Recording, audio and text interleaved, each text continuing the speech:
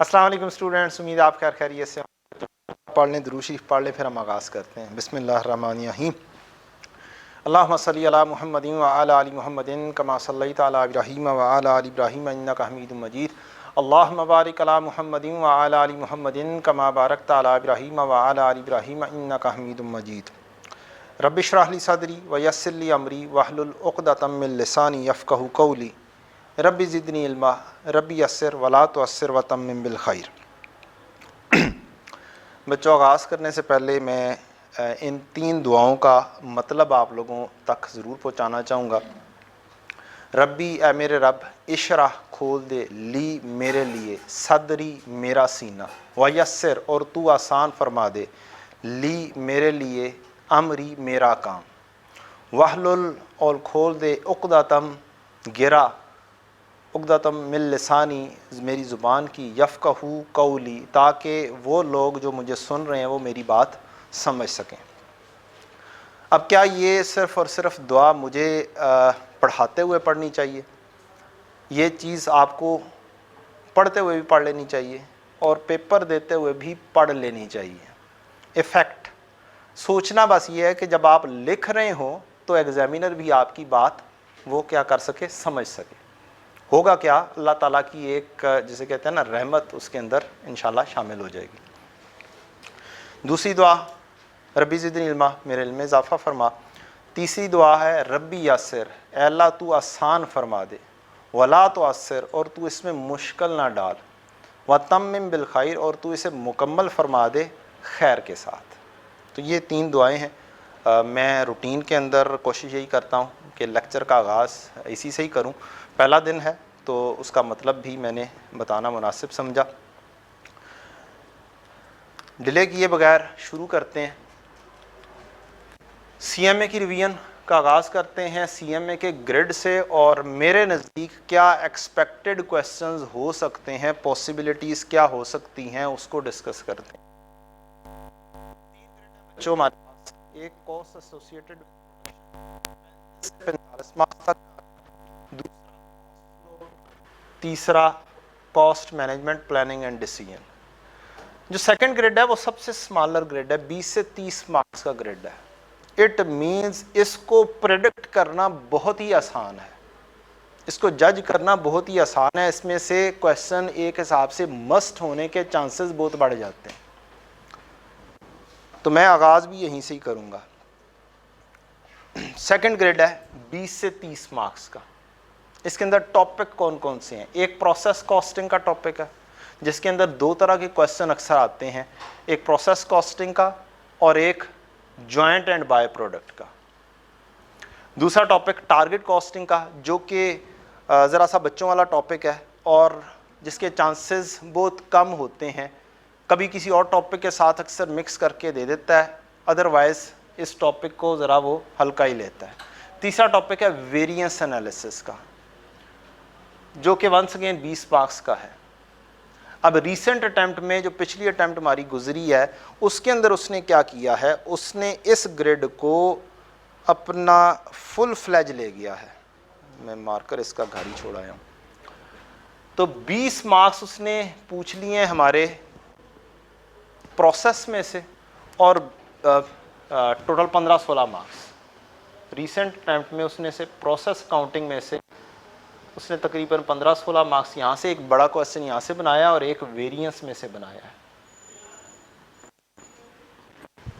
ये उसने काम किया है, मींस उसने इस ग्रिड को फुली ऑक्यूपाई कर दिया। 30 मार्क्स तक वो इसको ले गया है। माइट भी वेरी कर गया हो, 30 से 32 पे चला गया हो, लेकिन वो इसको फुल फ्लैज पर ले गया है। तो व्हाट डू यू थिंक कि क्या वो इस दफ़ा भी इसको फुल फ्लैज पर लेकर जाएगा? आई डोंट बिलीव इट सो। वो क्या करेगा, इसको थोड़ा सा रिड्यूस कर देगा। अब 2 टॉपिक्स में से एक के मस्ट चांसेस हो गए, एक वेरिएंस है, एक प्रोसेस है। इट मीन्स ये दोनों जब तक आप नहीं करेंगे तो आपका एक भी टॉपिक छोड़ा तो आपने अपने साथ क्या की, ज्यादती कर ली। तो ये मस्ट टॉपिक में से इस तरीके से हो जाएगा।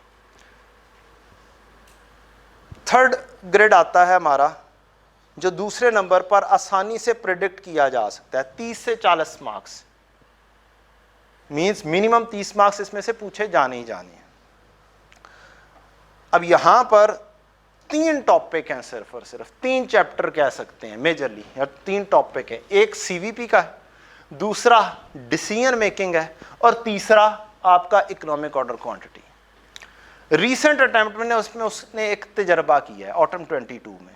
वो तजर्बा उसने ये किया है कि इस ईओक्यू में से भी 7 मार्क्स का क्वेश्चन बनाया, और रीऑर्डर क्वांटिटी में इसमें से भी 7 मार्क्स का क्वेश्चन बनाया। मींस उसने इस ग्रेड को शॉर्ट क्वेश्चंस के अंदर ज्यादा ले गया है।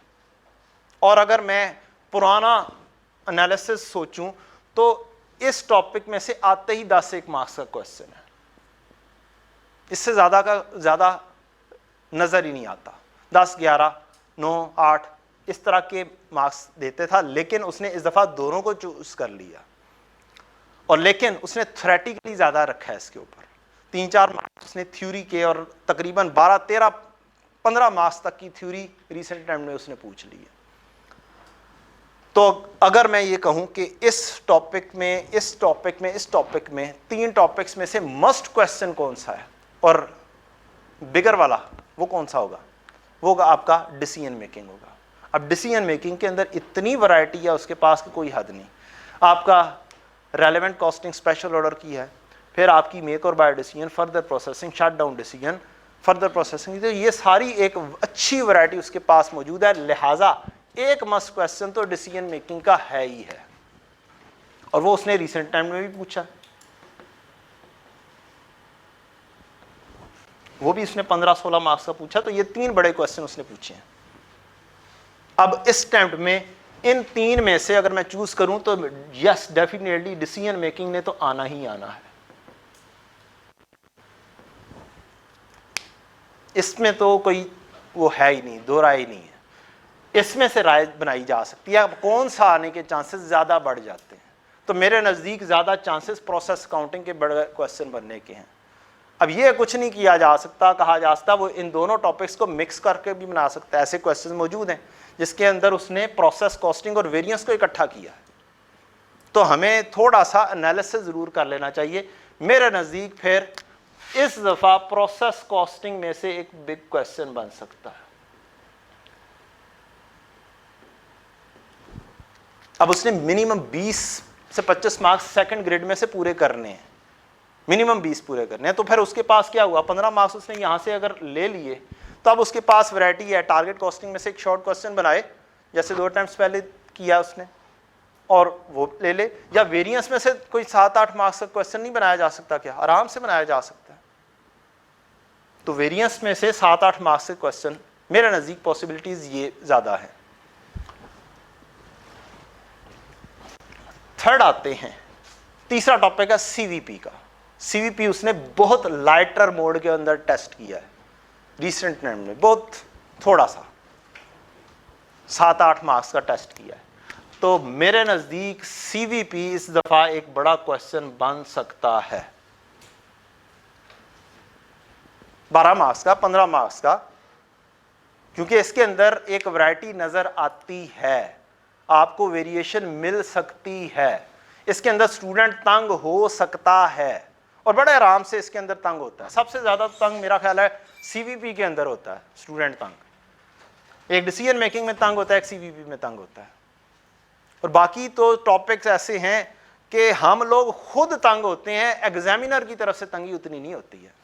स्टूडेंट अपनी बेवकूफ़ी की वजह से ज़्यादा तंग होते हैं, ना कि उसकी कॉम्प्लिकेशंस की वजह से तंग होना। कॉम्प्लिकेशन हम आराम से बाकी तमाम क्वेश्चंस के अंदर आराम से, अगर मैं कहूं तो आराम से 50-60% तो 70% उसको लेने चाहिए बाकी सारे टॉपिक्स में। ये टॉपिक ऐसे है जो तंग करता है। खास तौर पे डिसीजन मेकिंग में बस 2 टॉपिक हैं जो ज़्यादा तंग करते हैं, वो है एक फर्दर प्रोसेसिंग का और एक है शट डाउन डिसीजन। इसके अंदर ज़्यादा तंगी है, बाकी चीज़ों के अंदर तो सिमिलैरिटीज़ ही हैं। रेपिटेशन इतनी ज़्यादा है कि कोई हद नहीं है। आप अगर एम्पल प्रैक्टिस करते हैं तो कोई मसला नहीं है। योग का टॉपिक कदर आसान टॉपिक है, तो मेरा नहीं ख्याल कि अगर उसने 30 मार्क्स पूरे करने हैं तो अगर 15 मार्क्स में डिसीजन मेकिंग में से उठा लेता हूँ तो कहाँ पर से बाकी के पूरे करेगा? मिनिमम 30 भी पूरे करने हैं, तो उसे दूसरे टॉपिक को चूज करना ही करना है। या फिर जैसे उसने रिसेंट टाइम में तजर्बा किया 2 टॉपिक्स यहां से उठाए, वो कोई तजर्बा यहां पर जरूर कर सकता है कि डिसीजन मेकिंग में से उठा के आपको 2 क्वेश्चन बनाकर दे दे, एक लॉन्ग क्वेश्चन एक शॉर्ट क्वेश्चन। यह तजर्बा जरूर वो कर सकता है, लेकिन मेरा नहीं ख्याल कि वो ऐसा तजर्बा करेगा।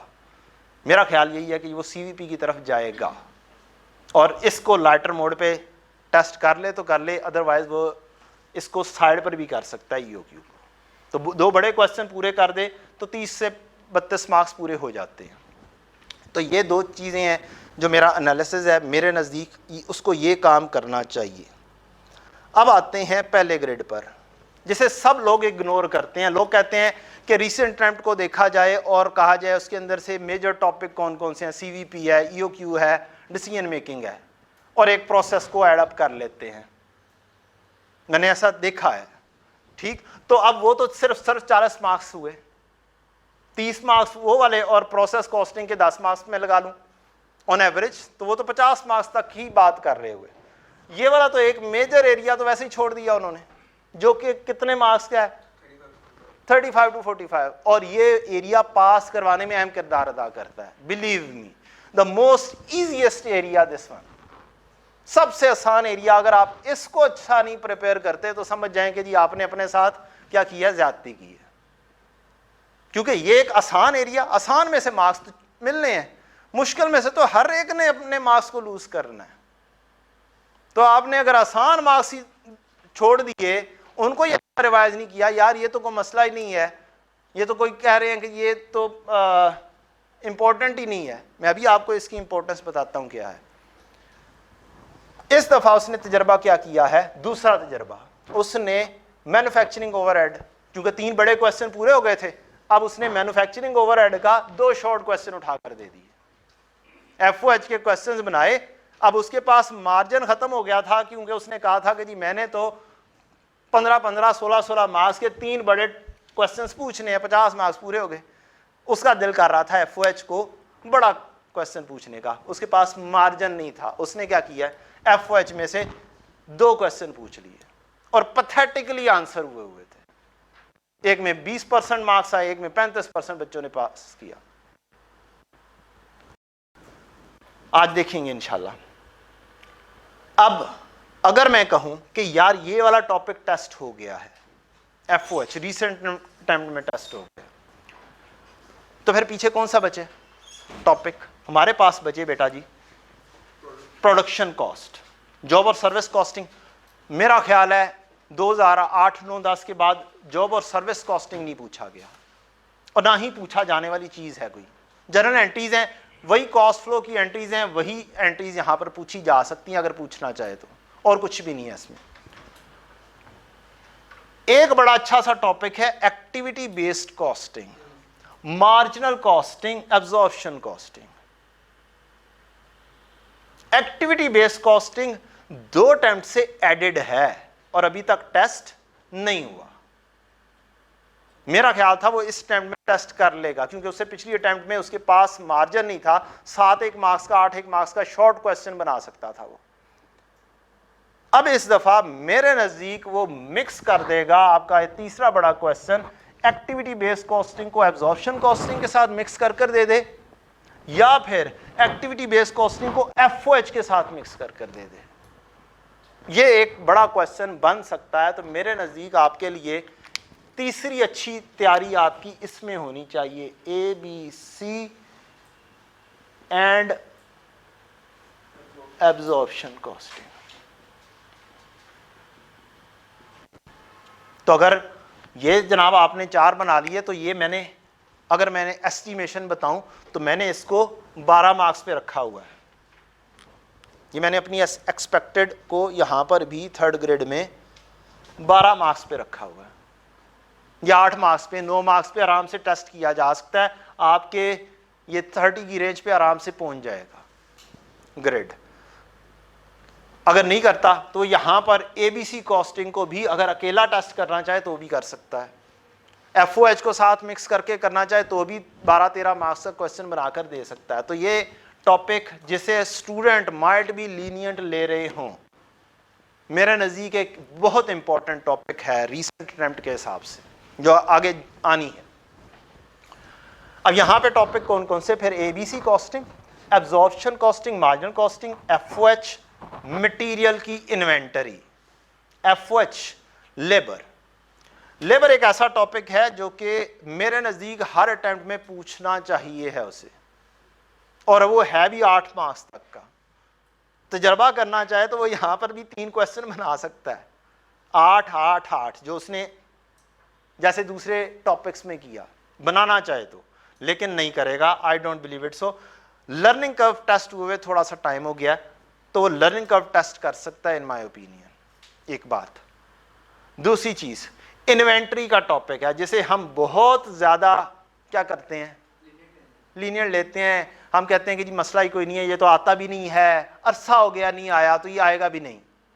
अब अगर FOH पिछली अटेम्प्ट में टेस्ट कर लिया तो फिर अब क्या, उसके पास क्या वो FOH दोबारा से टेस्ट करेगा, जबकि FOH को तो हर जगह पर जाके टेस्ट कर सकता है, हर क्वेश्चन के अंदर एडअप कर सकता है। तो फिर अब वो मेरे नज़दीक क्या करेगा, वो इस तरीके से कर सकता है कि ABC कॉस्टिंग को चाहे FOH के साथ एडअप करके करे या एब्जॉर्प्शन कॉस्टिंग के साथ एडअप करके करे। दोनों तरह के क्वेश्चंस मौजूद हैं हिस्ट्री के, हैं CA फाइनल के, क्योंकि अभी तक टेस्ट ही नहीं हुआ यहाँ पर, CA फाइनल में टेस्ट होता था। और लोग कहते हैं कि वो बहुत हाई लेवल के पिच के हैं, और मैं कहता हूँ वो हमारी ही पिच के हैं, वो कोई बहुत हाई लेवल की पिच के नहीं है। बहुत आसान से क्वेश्चंस हैं, कोई एक आधा मुश्किल क्वेश्चन डेफिनेटली एक हाई लेवल का है तो एक आधा मुश्किल क्वेश्चन होगा, हम उसे एक बहुत ही आसान अप्रोच के तहत जैसे FOH होता है उसी अंदाज में कर लेंगे इंशाल्लाह।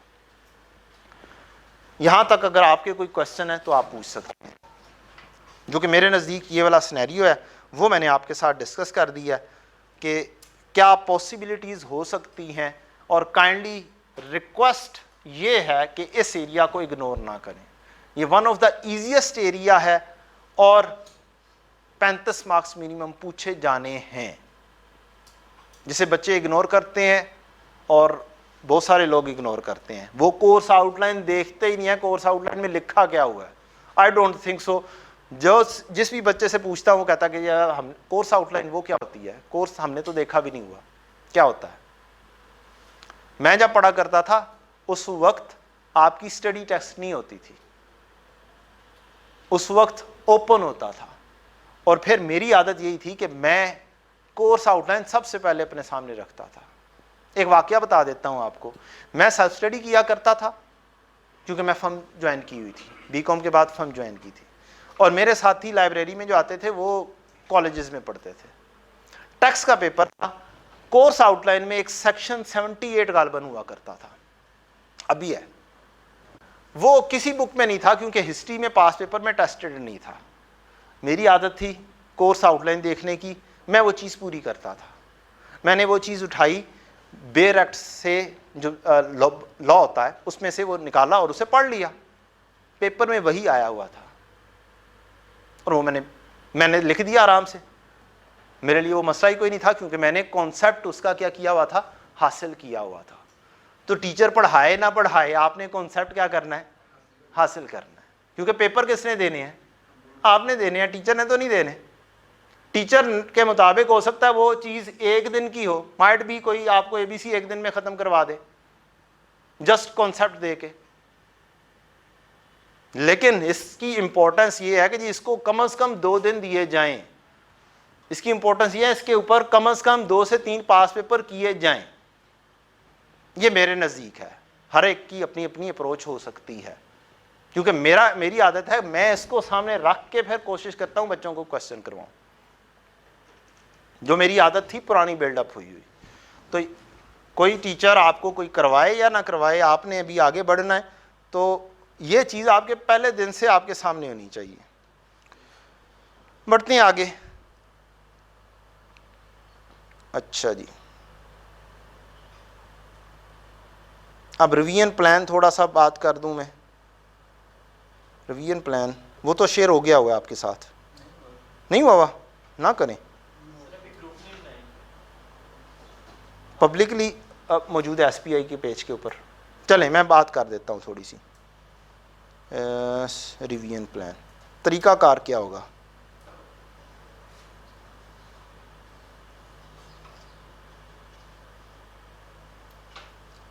अब ये थोड़ा सा रिवीजन प्लान दूसरा मैंने कॉपी किया हुआ है, क्योंकि दो दो जगहों पे करवा रहा हूँ मैं रिवीजन।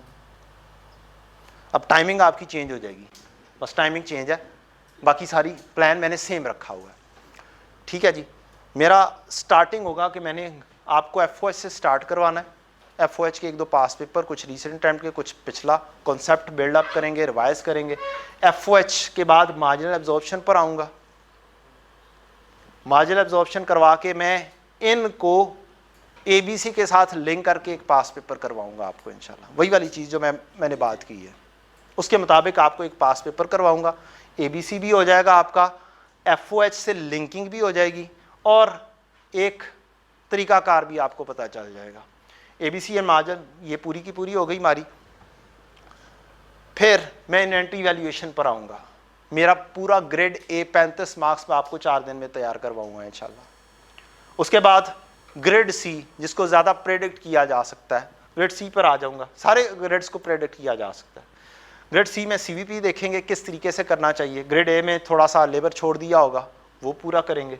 डिसीजन मेकिंग के ऊपर दो एक दिन देंगे, और फिर इन्वेंट्री मैनेजमेंट पर एक दिन देंगे, और फिर हम अगला पूरा वीक हमारा ख़त्म हो जाएगा। देन हमारा एक वेरिएंस रह जाएगा, प्रोसेस कॉस्टिंग रह जाएगा जो मेजर है, और एंड पर मैंने एक दिन रखा है टारगेट कॉस्टिंग की। अगर ज़रूरत पड़ गई तो हम ये पहले ही हो सकता है कर दें, अदरवाइज़ इसको भी एंड कर देंगे। तो ये प्लान है मेरा, जिस प्लान के तहत मैं आपको इंशाल्लाह जिस तरतीब से लेकर चलूँगा।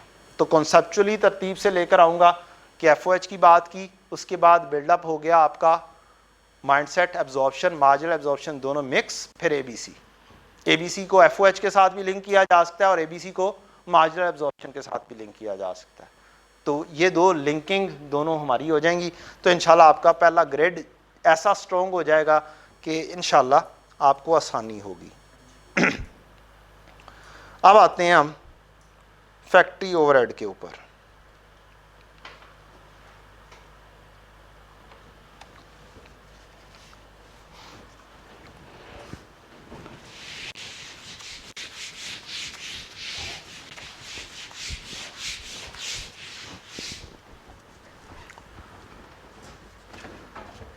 फैक्ट्री ओवरहेड में बच्चों हमारा मटेरियल है, वो फैक्ट्री ओवरहेड का हिस्सा नहीं है, कॉस्ट का हिस्सा है।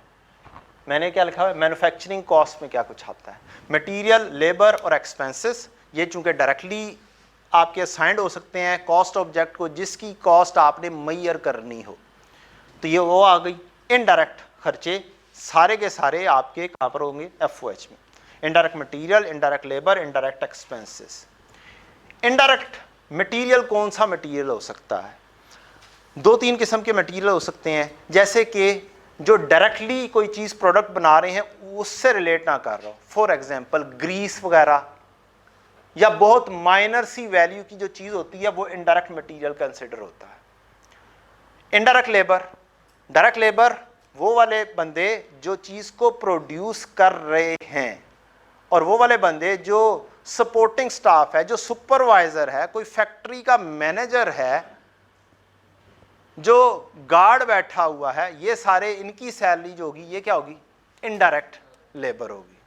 तो इनडायरेक्ट लेबर हमारी क्या है, फैक्ट्री ओवरहेड का पार्ट है। पैसे तो नहीं कोई देने हैं, इकट्ठे हैं, लेकिन ये वो इनडायरेक्ट लेबर कंसिडर होगी। माइनर सा डिफरेंस है। तीसरी चीज इनडायरेक्ट एक्सपेंसेस, इसकी लिस्ट तो हमें पता ही है, रेंट है, इलेक्ट्रिसिटी है, और बहुत सारी चीजें हैं, depreciation of plant and machinery है। तो ये तो हमारे रूटीन में माइंडसेट में होता है, ये दो माइंडसेट में उस तरीके से नहीं होते हैं।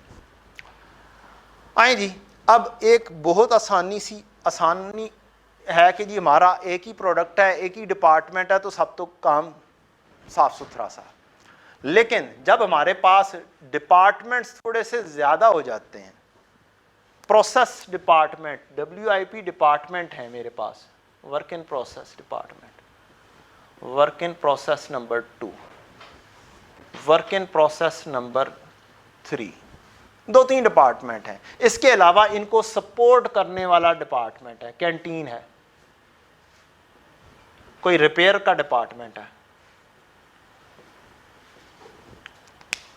अब इनमें खर्चे आने हैं, आते कहां से हैं?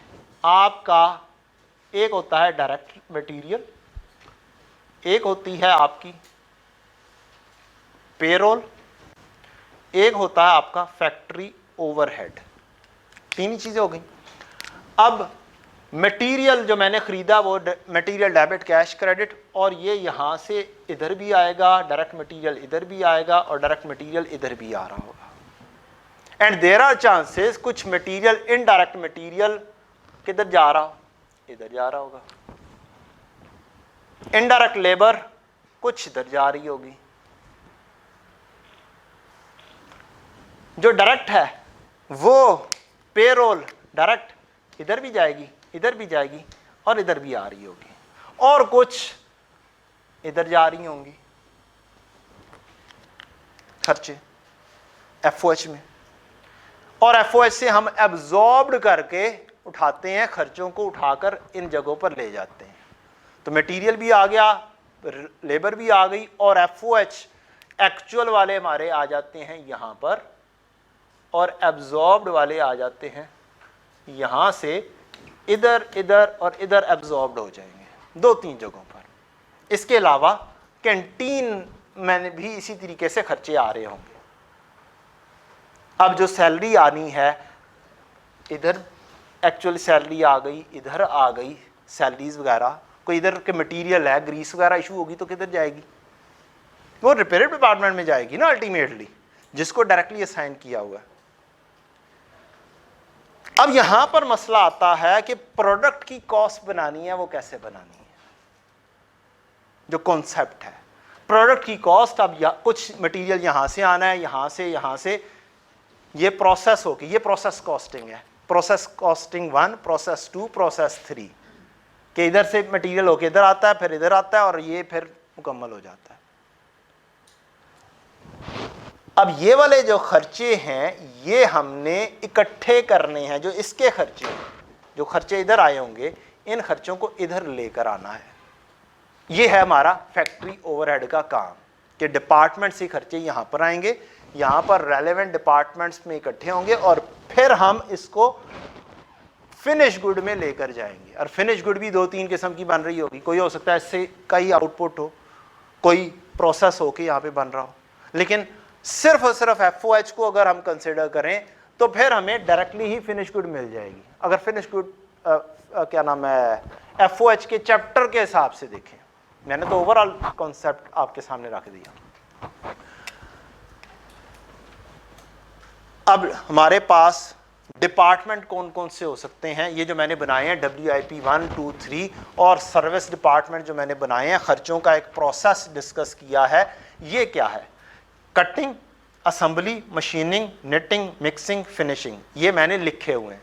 ये नॉर्मली ये वाले आ रहे होते हैं आपको ज़्यादातर, अदरवाइज आपका P1, P2, P3 करके भी दे देता है, S1, S2 करके भी दे देता है कि ये वाले डिपार्टमेंट सर्विस डिपार्टमेंट है। Quality control, store, purchasing, medical, maintenance, cafeteria वगैरह। अब सारी बातों की एक इम्पोर्टेंट बात जो स्टूडेंट गलती करता है वो सही नज़र नहीं आ रही यहाँ पर। आपकी जो बेसिस यूज़ करनी है आपने एफओएच के अंदर, overhead absorption rate, budgeted fixed FOH divided by budgeted total base लेनी है। हम यहां पर समटाइम्स गलती करते हैं। Total activity of all products होनी चाहिए, ये बेस है। जैसे हम जस्ट बजटेड एक्टिविटी करके बोल देते हैं और टोटल नहीं करते, और काम फिर क्या हो जाता है, गड़बड़ हो जाता है, फिर आंसर गलत हो जाता है। यही गलती एक्टिविटी बेस्ड कॉस्टिंग में भी होती है, और यही गलती आपकी एफओएच में भी होती है। तो ये टोटल हमेशा लेना है। अब बेसिस कौन कौन सी हो सकती हैं? बेसिस आपकी लेबर आर भी हो सकती हैं, आपके मशीन आवर्स भी हो सकते हैं, आपका नंबर ऑफ यूनिट्स जो प्रोड्यूस की है वो भी हो सकती है, आपकी प्राइम कॉस्ट भी हो सकती है, आपकी क्या नाम है, डायरेक्ट लेबर भी हो सकती है, मटेरियल की कॉस्ट भी हो सकती है। इसके ऊपर 2 मार्क्स का क्वेश्चन बना है रिसेंट टाइम में। जस्ट ये चीज पूछी है कि बेसिस कौन सी यूज होनी है, और वो भी पूछा है सिर्फ 2 एग्जाम्पल दो, ओनली 2 एग्जाम्पल्स, और बस ये पूछा है कि भाई ये बेस किस बेसिस के ऊपर यूज होनी है। ऑटम 22 में क्वेश्चन है ये।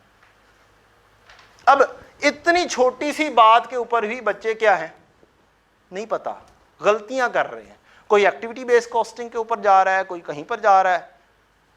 ये चीज पूछी है उसने, और रीजन क्या है, क्या किस बेसिस पर ये यूज होगी, कोई आप बताएं जी, किस बेसिस पर हम लेंगे।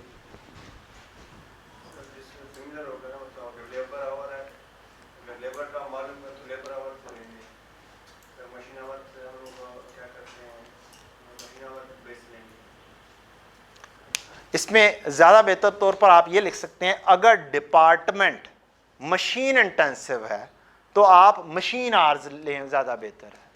अगर डिपार्टमेंट या ऑर्गेनाइजेशन लेबर इंटेंसिव है तो लेबर की बेसिस ले लें।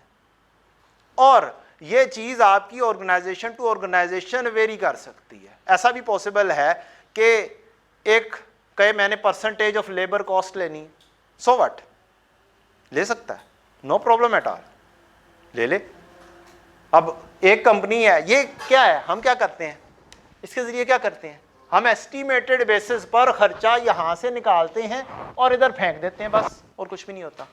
इट इज एन एस्टिमेटेड, और बाकी क्या करते हैं अंडर ओवर के जरिए एडजस्ट करते हैं, बस ये चीज है। तो ये तो हमने क्या करना होता है, एक एस्टिमेशन बनाने के लिए बेसिस यूज करनी है। तो वो एस्टिमेशन तो किसी भी बेसिस को यूज करके की जा सकती है ना, तो कंपनी टू कंपनी वेरी कर सकती है। एक शू कंपनी लेबर इंटेंसिव है, लेबर आर ले ले, दूसरी शू कंपनी लेबर कॉस्ट ले ले, सो व्हाट, कोई मसला नहीं है, ठीक है। तो ये छोटी छोटी सी बातें हैं जो कि आराम से पूछता है एग्जामिनर।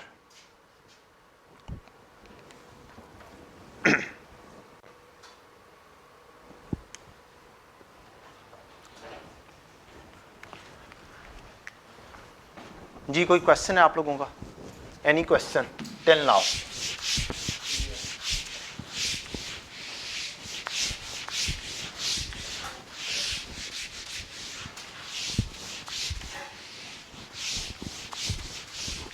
अच्छा, अगली चीज जो है ना, हम स्टूडेंट्स के अंदर एक बहुत बड़ा फ्लॉ है, वो क्या, हम लोग पास पेपर इन डिटेल नहीं करते हैं।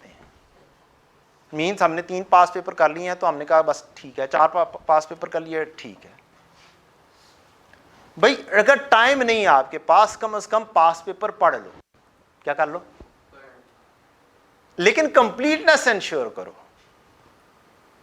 मैं पढ़ा करता था, मैं अपना तरीका बता रहा हूं, मेरे पास बिल्कुल भी टाइम नहीं होता था बच्चों। अब आप ये बताएं, आप आर्टिकल्स करके कितने बजे फारिग होंगे? 5 बजे, जल्द से जल्दी। तो 5 बजे के बाद कितना टाइम आपको पढ़ने के लिए मिल जाएगा? 3 घंटे, रफली 3 आवर्स। तो 3 आवर्स में क्या मैं किस हद तक प्रैक्टिस कर सकता हूं? मैंने 3 पेपर देने हैं। हमारे ज़माने में 3 पेपर मस्ट होते थे। आपके पास तो ऑप्शन है, 2 पेपर दे दें, 3 दे दें, 4 दे दें, 1 दे दें। हमारे पास ऑप्शन भी नहीं होती थी कि एक भी पेपर आपने छोड़ दिया तो बस गया, डी ग्रेड लिया, पेपर फेल, सारे फेल, मौजें। ऐसे ही मौजें होती हैं ना। अच्छा जी, तो कंप्लीटनेस इंश्योर करें। रीसेंट अटेम्प्ट में जो पेपर आया है, एग्जैक्ट तकरीबन रेप्लिका क्वेश्चन आया है of an old pass paper. Old pass paper था जिया के नाम से, 2008 का था, और अब वो पूछा गया है 2022 में 7 मार्क्स का। तब 8, 9, 10 का था, तब जरा सा मुश्किल था, अब कदरे आसान करके दिया। तो जब तक आप कंप्लीटनेस अगर आप इंश्योर करेंगे तो आपके पास वो कॉन्सेप्ट पहले से बिल्डअप हुआ होगा, चांसेस यही हैं, चाहे आपने पढ़े हों। चलें, बातें बहुत हो गई, आगे बढ़ते हैं। एक छोटा सा क्वेश्चन है, जरा सा डिफरेंट है, जो रूटीन का क्वेश्चन है उससे थोड़ा सा डिफरेंट करके। Budgeted FOH of manufacturing company for the year this है, ये खर्चे दिए गए हैं। इनडायरेक्ट वेजेस है, insurance, supervision, machine, supplies, power, tooling, building insurance, insurance of machinery, depreciation, rent, total. Presently overheads are absorbed into company products at 70% of direct wages. क्या जी? 70% of direct wages के ऊपर ये कर रहा है, एब्जॉर्ब कर रहा है। The company is considering to change to a separate machine hour rate of absorption for each of 4 different machining group. Different machining groups दे दिए हैं, उसने डिपार्टमेंट की बात नहीं की है। क्या बात की नहीं की? डिपार्टमेंट्स की बात ही नहीं की, उसने मशीनिंग ग्रुप्स लफ्ज दे दिया बस, कोई फर्क नहीं है, मशीनिंग ग्रुप्स आ गए। अब क्वेश्चन क्या है? allocate and apportion the factory overhead by using the appropriate basis of apportionment। अब हमें क्या करना है इसमें? माइंडसेट 3 स्टेप्स पूरे करने हैं। पहले 3 स्टेप्स आपके हैं, आपको कोई ना कोई डिपार्टमेंट आइडेंटिफाई करना है, या जैसे ये ग्रुप्स हो गए। फिर आपको अगर कोई एलोकेशन के लिए चीज मिल रही है, ऑलरेडी एलोकेटेड है, तो वो लिखना है। और तीसरे नंबर पे आपने पोर्शन कर देना है, खर्चों को बांट देना है ऑन सम सूटेबल बेसिस। अब हम यहां पर एक बड़े परेशानी वाली अंदाज में बैठे होते हैं कि इसने हमारी पसंदीदा बेसिस नहीं दी है क्वेश्चन में, तो क्या कोई दूसरी बेसिस दी है? हम लोग करते हैं क्या? क्रैम, कि इसके लिए ये बेसिस, इसके लिए ये बेसिस, इसके लिए ये बेसिस। वो भी ठीक है, किसी हद तक ठीक है, लेकिन इन डिटेल ठीक नहीं है। You should have some concept. एक दिमाग भी तो दिया है ना अल्लाह ताला ने हमें कि इनडायरेक्ट वेजेस किस बेसिस पे बांटी जानी चाहिए। सोचें जी, किस बेसिस पे बांटी जानी चाहिए? तो कोई ना कोई चीज दी होगी, रिलेट करके दी होगी। लेबर कॉस्ट हो सकता है दी हो, लेबर आर हो सकता है दिए हो। तो आपको नीचे जाएंगे तो ये कुछ बेसिस हैं। टूलिंग कॉस्ट पर बांटी जानी चाहिए? नहीं यार। सुपरविजन? नहीं। सप्लाईज? नहीं। Machine maintenance hours? नहीं। Number of indirect workers? Indirect ऊपर इनडायरेक्ट भेजा तो इनडायरेक्ट वर्कर्स ज्यादा बेहतर है instead of total number of workers के। तो जो सी बेसिस मोस्ट सूटेबल है वो चूज कर लें और फिर बांट दें। अब बांटने का तरीकाकार मैंने सिखाना है, बाकी आपको आता है, बाकी माशाल्लाह आपको आता है, उसका शॉर्टकट मैंने आपको सिखाना है। ठीक है जी। अब आपका सबसे पहला काम, आप क्वेश्चन किस तरीके से, ये वाला क्वेश्चन आ जाएगा तो किस तरीके से करेंगे? क्यों बेटा जी? आपका वे आउट क्या होगा? सर टोटल पे डिवाइड करके मल्टीप्लाई। ठीक हो गया। वे आउट क्या होगा? क्वेश्चन स्टार्ट करने का वे आउट क्या होगा? डिपार्टमेंट्स के नेम लिख के, फिर जो सर्विस डिपार्टमेंट के नेम है वो लिख के, फिर जो ओवरहेड्स हैं उनको लिख के, आगे जो उनकी बेसिस है बेसिस मेंशन करें कि इस बेस से आप डिवाइड करने लगे उनको। बिल्कुल, वेल डन, वेल डन, बिल्कुल सही तरीका है, ये तरीका है। आप क्वेश्चन कर रहे हैं, ये 2 पेजेस हैं, आपका क्वेश्चन यहां पर पिछला एंड हुआ है। क्या आप ये वाला क्वेश्चन यहां से स्टार्ट करेंगे या अगले पेज से स्टार्ट करेंगे? You should start each and every question from left page. Her question को लेफ्ट पेज से स्टार्ट करो। क्यों? आपके सामने 2 पेजेस होंगे, आपके सामने 2 पेजेस होंगे। अब आपका टाइम वेस्ट नहीं होगा सफ़े पलटने में, ये चीज है। तो फिर इस पेज का क्या करें? इस पेज को यूज ही ना करते, आप पहले आंसर करते हुए चौथा पेज यूज करते, फिर थर्ड यूज करते। तो एक क्वेश्चन पिछला कर रहे थे आपने ये वाला क्वेश्चन यहां से स्टार्ट किया, ये लेफ्ट पेज है, ये राइट पेज है। इससे अगली वर्किंग जो भी करनी है इस पेज पे करें। पहले होगा क्या? आपका ये खुद ब खुद खाली रह जाएगा। ज्यादा से ज्यादा इसके ऊपर कोई एक छोटी सी वर्किंग लिख दो, सो व्हाट, छोड़ दो खाली। पैसे भरे हुए हैं ना, अच्छे खासे पैसे भरे हुए हैं, 5-7 हज़ार रुपया एक पेपर के लिए दिया हुआ है। तो क्या हुआ है? एक शीट लेने की ज़रूरत नहीं पड़ती, बिलीव में नहीं ज़रूरत पड़ती। अगर किसी ने सही तरीके से किया ना तो नहीं ज़रूरत पड़नी। हाँ, दूर से आवाज़ ज़रूर आएगी, शीट प्लीज़, लेकिन फिर क्या होगा, उसे पूछेंगे हाँ भाई क्या बना तुम्हारा, वो कहेगा रह गया इस दफ़ा भी। बिलीव मी, मैंने, मेरा ख्याल है पूरी क्वालिफिकेशन के अंदर 1 या 2 दफ़ा शीट मांगी है, वो भी सीए फाइनल में जाके लगी थी। अदरवाइज तो 16-17 पेजेस के ऊपर ही बात खत्म हो जाती थी। 24 पेजेस में से 20 पेजेस पे बड़ा मुश्किल से हम पहुंचते थे, और दूसरे आवाज़ें ऐसी आती थी, शीट प्लीज, वो 2-2 लाइन्स छोड़ के लिख रहे होते हैं, और थ्योरी में आती है। जीनियस बंदे हैं वो। ठीक है जी, तो ये तरीकेकार से आप चलेंगे, आपका टाइम कम वेस्ट होगा। अब सबसे पहला काम होता है फॉर्मेट बनाना। आप 2 पेजेस पे भी काम कर सकते हैं, ऐसा मसला नहीं है। स्टूडेंट ये भी सोचते हैं कि 2 पेजेस पे काम कर लेंगे तो क्या हो जाएगा। आपने बेसिस बनानी है, 4 डिपार्टमेंट्स हैं, ये लेफ्ट पेज है, ये राइट है। आप बेशक यहाँ पर ABCD लिख लें, ये आपने बनाए हैं, यहाँ पर बेसिस लिख लें और यहाँ पे नाम लिख लें, सो व्हाट, क्या हो जाएगा।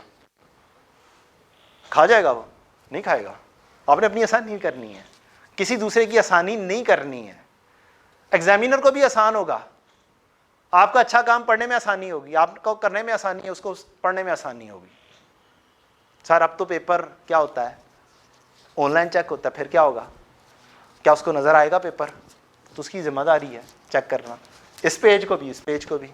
आपका क्या ख्याल है, टेक्नोलॉजी इतनी वीक होगी कि वो 2 पेजेस आमने सामने ना देख सके? आप MS वर्ड खोलते हैं ना बच्चे, MS वर्ड खोलते हो तो उसके अंदर भी ऑप्शन होती है कि आप 2 पेजेस साइड बाय साइड देखना चाहते हैं कि नहीं देखना चाहते हैं।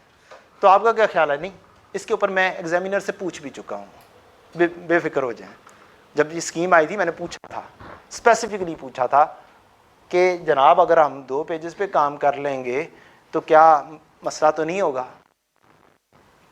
इन्वेंट्री का एक ज़माने में हम क्वेश्चन करवाया करते थे, जो 5-4 एफको में लंबा चौड़ा होता था, अब तो उसका शॉर्टकट सिखाऊंगा इंशाल्लाह। तो वो लंबा चौड़ा 2 पेजेस पे आराम से हो जाता था, किसी ज़माने की बात है, इंट्रोडक्शन टू काउंटिंग के वक्त। तो आप इस तरीके से करेंगे। अब अगली चीज़ है कि ये आपका आ गया सोल्यूशन, यही आंसर है, ये बेसिस चूज़ करनी है, मिल जाएंगी, टेंशन कोई नहीं। असल चीज़ है इसको लिखना किस तरीके से है। सुपरविजन है नहीं, कोई और चीज़ चूज़ करते हैं। पावर है, पावर के अंदर अक्सर होता है एक और मसला, पावर के अंदर किस बेसिस के ऊपर जाना चाहिए, किलोवाट आवर्स। नहीं मिले फिर क्या करोगे जी? उससे भी बेहतर चीज़ है पावर। इस क्वेश्चन के अंदर किलोवाट आवर्स नहीं नजर आ रहे थे, लें जी सोचें देखें, पावर है, किलोवाट आवर्स नजर नहीं आ रहे। हमने तो ये याद किया हुआ, दूर से ढूंढा किलोवाट आवर्स मिल जाए, नहीं मिले। फिर आपने पढ़ना शुरू किया, number of horse power hours मिल गए आपको। चलें जी, हॉर्स पावर आवर भी नहीं है, अब क्या करें? अब क्या लेंगे? क्योंकि हमने तो लगाया हुआ रट्टा, जिसने लगाया हुआ रट्टा वो तो बस यही ढूंढता रहेगा और कुछ नहीं करेगा, वो छोड़ देगा हो सकता है, या कोई अजम्पशन लेने की कोशिश करेगा कि इसकी अंज्यूम कर देता हूं। हालांकि किलोवाट आवर्स के बाद आपका क्या पावर, सिर्फ पावर होती है या इससे इलेक्ट्रिसिटी प्रोड्यूस होती है? क्या होती है जी? इससे इलेक्ट्रिसिटी प्रोड्यूस होती है। और इलेक्ट्रिसिटी क्या हर डिपार्टमेंट में यूज होती है जी? क्यों? या सिर्फ मशीन चलाने के लिए यूज होती है? बताएं। हर डिपार्टमेंट में यूज होनी है। क्वेश्चन ये है कि इसके मुकाबले पे कोई इलेक्ट्रिसिटी भी आपके पास मौजूद है या नहीं है। अगर इसके मुकाबले पे क्वेश्चन के अंदर पावर के साथ इलेक्ट्रिसिटी भी मौजूद है आपके पास, तो फिर ये होगा कि आप इलेक्ट्रिसिटी को ले जाएंगे फ्लोर एरिया पर और पावर को ले जाएंगे मशीन आवर।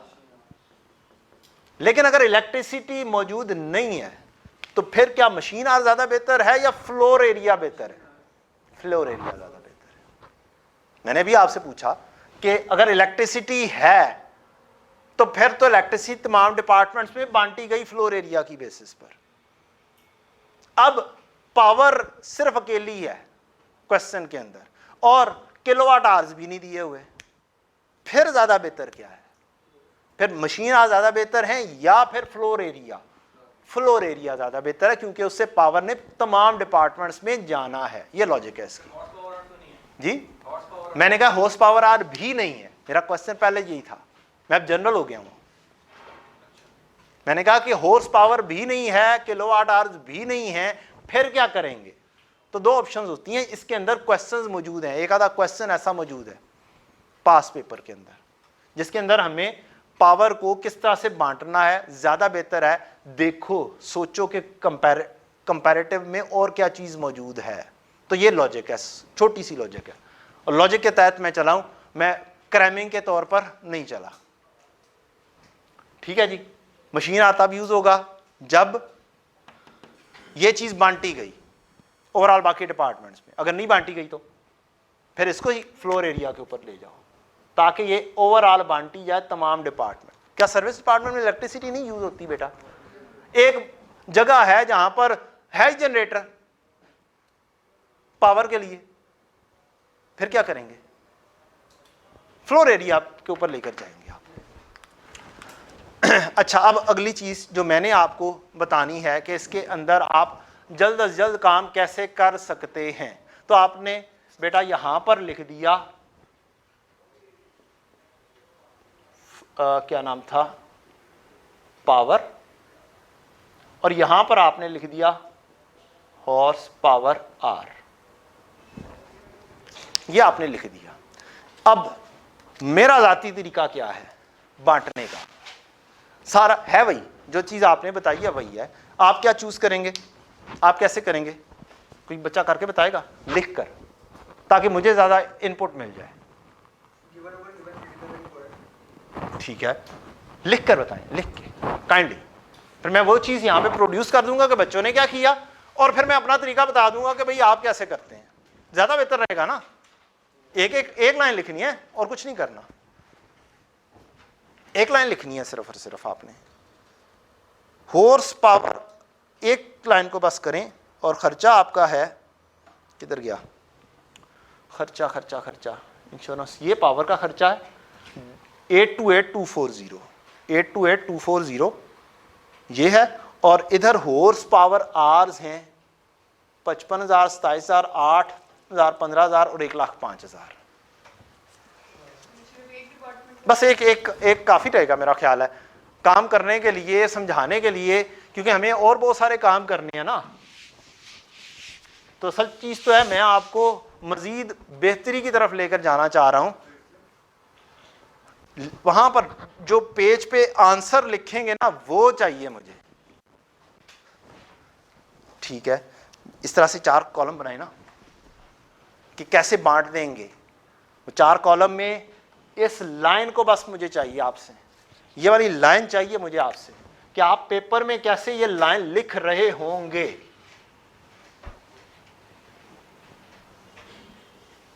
जस्ट ये चाहिए मुझे, एक लाइन चाहिए कि आप किस तरीके से लिख रहे होंगे।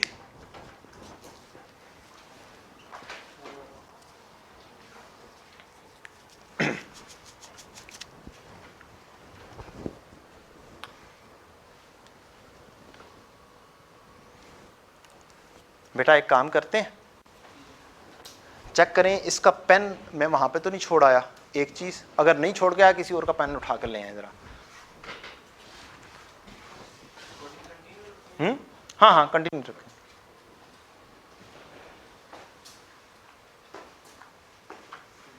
ओह ये सॉरी सॉरी सॉरी सॉरी,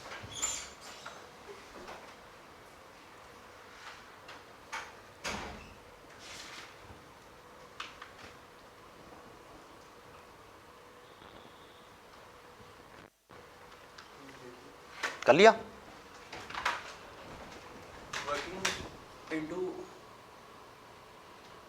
ठीक है, आपने वर्किंग के अंदर लेकर आए हैं 828, 240, स्कीम 105, जरा 55,000 और फिर बी का आपने इस तरीके से लिख दिया। ठीक है जी। आपने वर्किंग डेफिनेटली शो करनी होती है, कोई ना कोई वर्किंग तो शो करेंगे। ठीक है बेटा जी।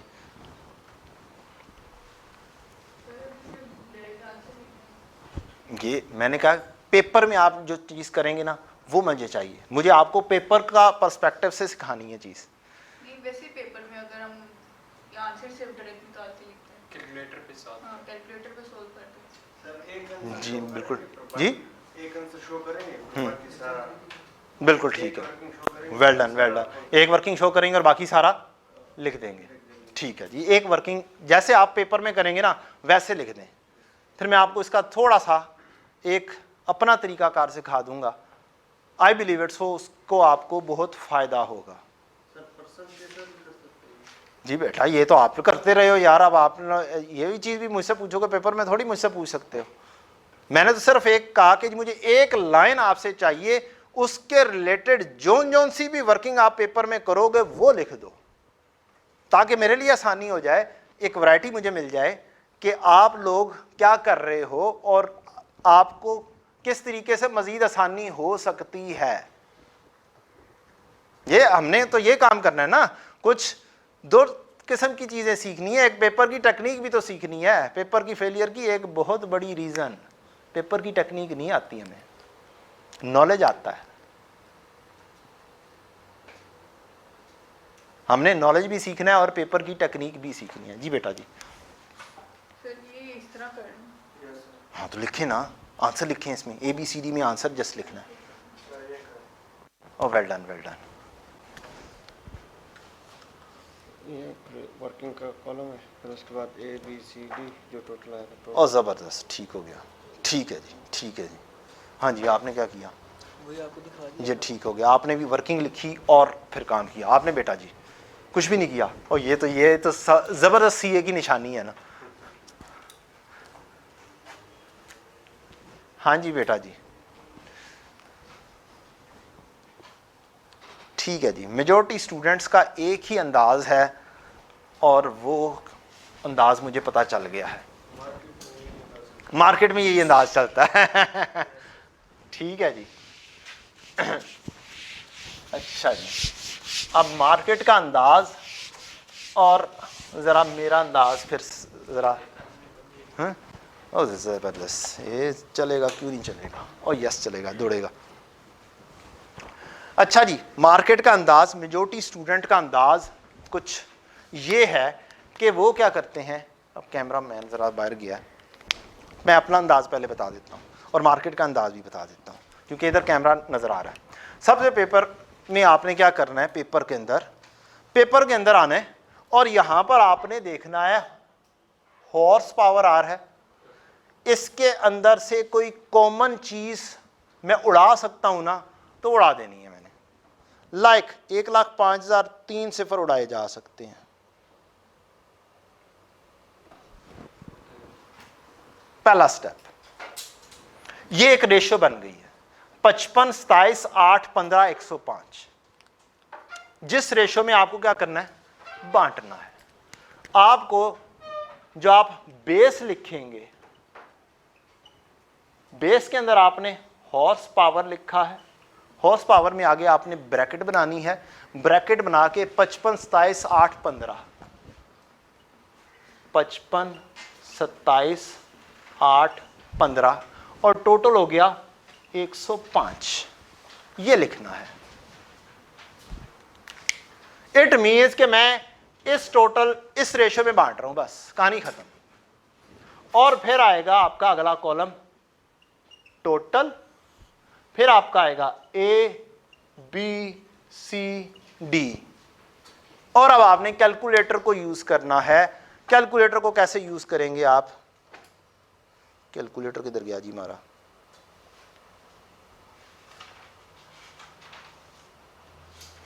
यहां पे होगा, ये आ गया कैलकुलेटर। आ गया कैलकुलेटर? ओ यस कैलकुलेटर आ गया। मोड 1, चलो 1 आ जाओ यार। शिफ्ट किधर गया? 3 डिग्री। और क्या हो गया भाई? मोड में 1, हाँ ठीक है जी। अब आपने क्या किया, किसको बांटना था, टोटल वैल्यू क्या थी भला, 82, हाँ जी 828240, ये आपने यहाँ पर लिखी हुई है 828240। आपने कोई वर्किंग नहीं करनी, कुछ नहीं लिखना, ये वर्किंग शो कर रही है कि आप किस बेसिस पर बांट रहे हो। जस्ट कैलकुलेट करना है, क्या करना है, जस्ट कैलकुलेट करना है और आंसर लिखना है। और कैलकुलेट करके भी आंसर कैसे लिखना है। अब ये क्या 100% ठीक है वर्किंग, बोले किस बेसिस पे बांट रहे हैं, इस बेसिस पे बांट रहे हैं, कहानी खत्म। एग्जामिनर को और कुछ भी बताने की जरूरत निश्ता, कोई जरूरत नहीं है, इस बेसिस पे बांट रहे हैं, हॉर्स पावर है, बेसिस सारी लिखी हुई है, भाई किस बेसिस पे बांट रहा हूं, कैलकुलेट कैसे करना है। अब जो कैलकुलेशन आप यहां पर लिख रहे हैं ना, इतनी लंबी करके 8,28,240 तकसीम 1,05,000 ज़रब 55,000, आप लोग ये लिख रहे हैं।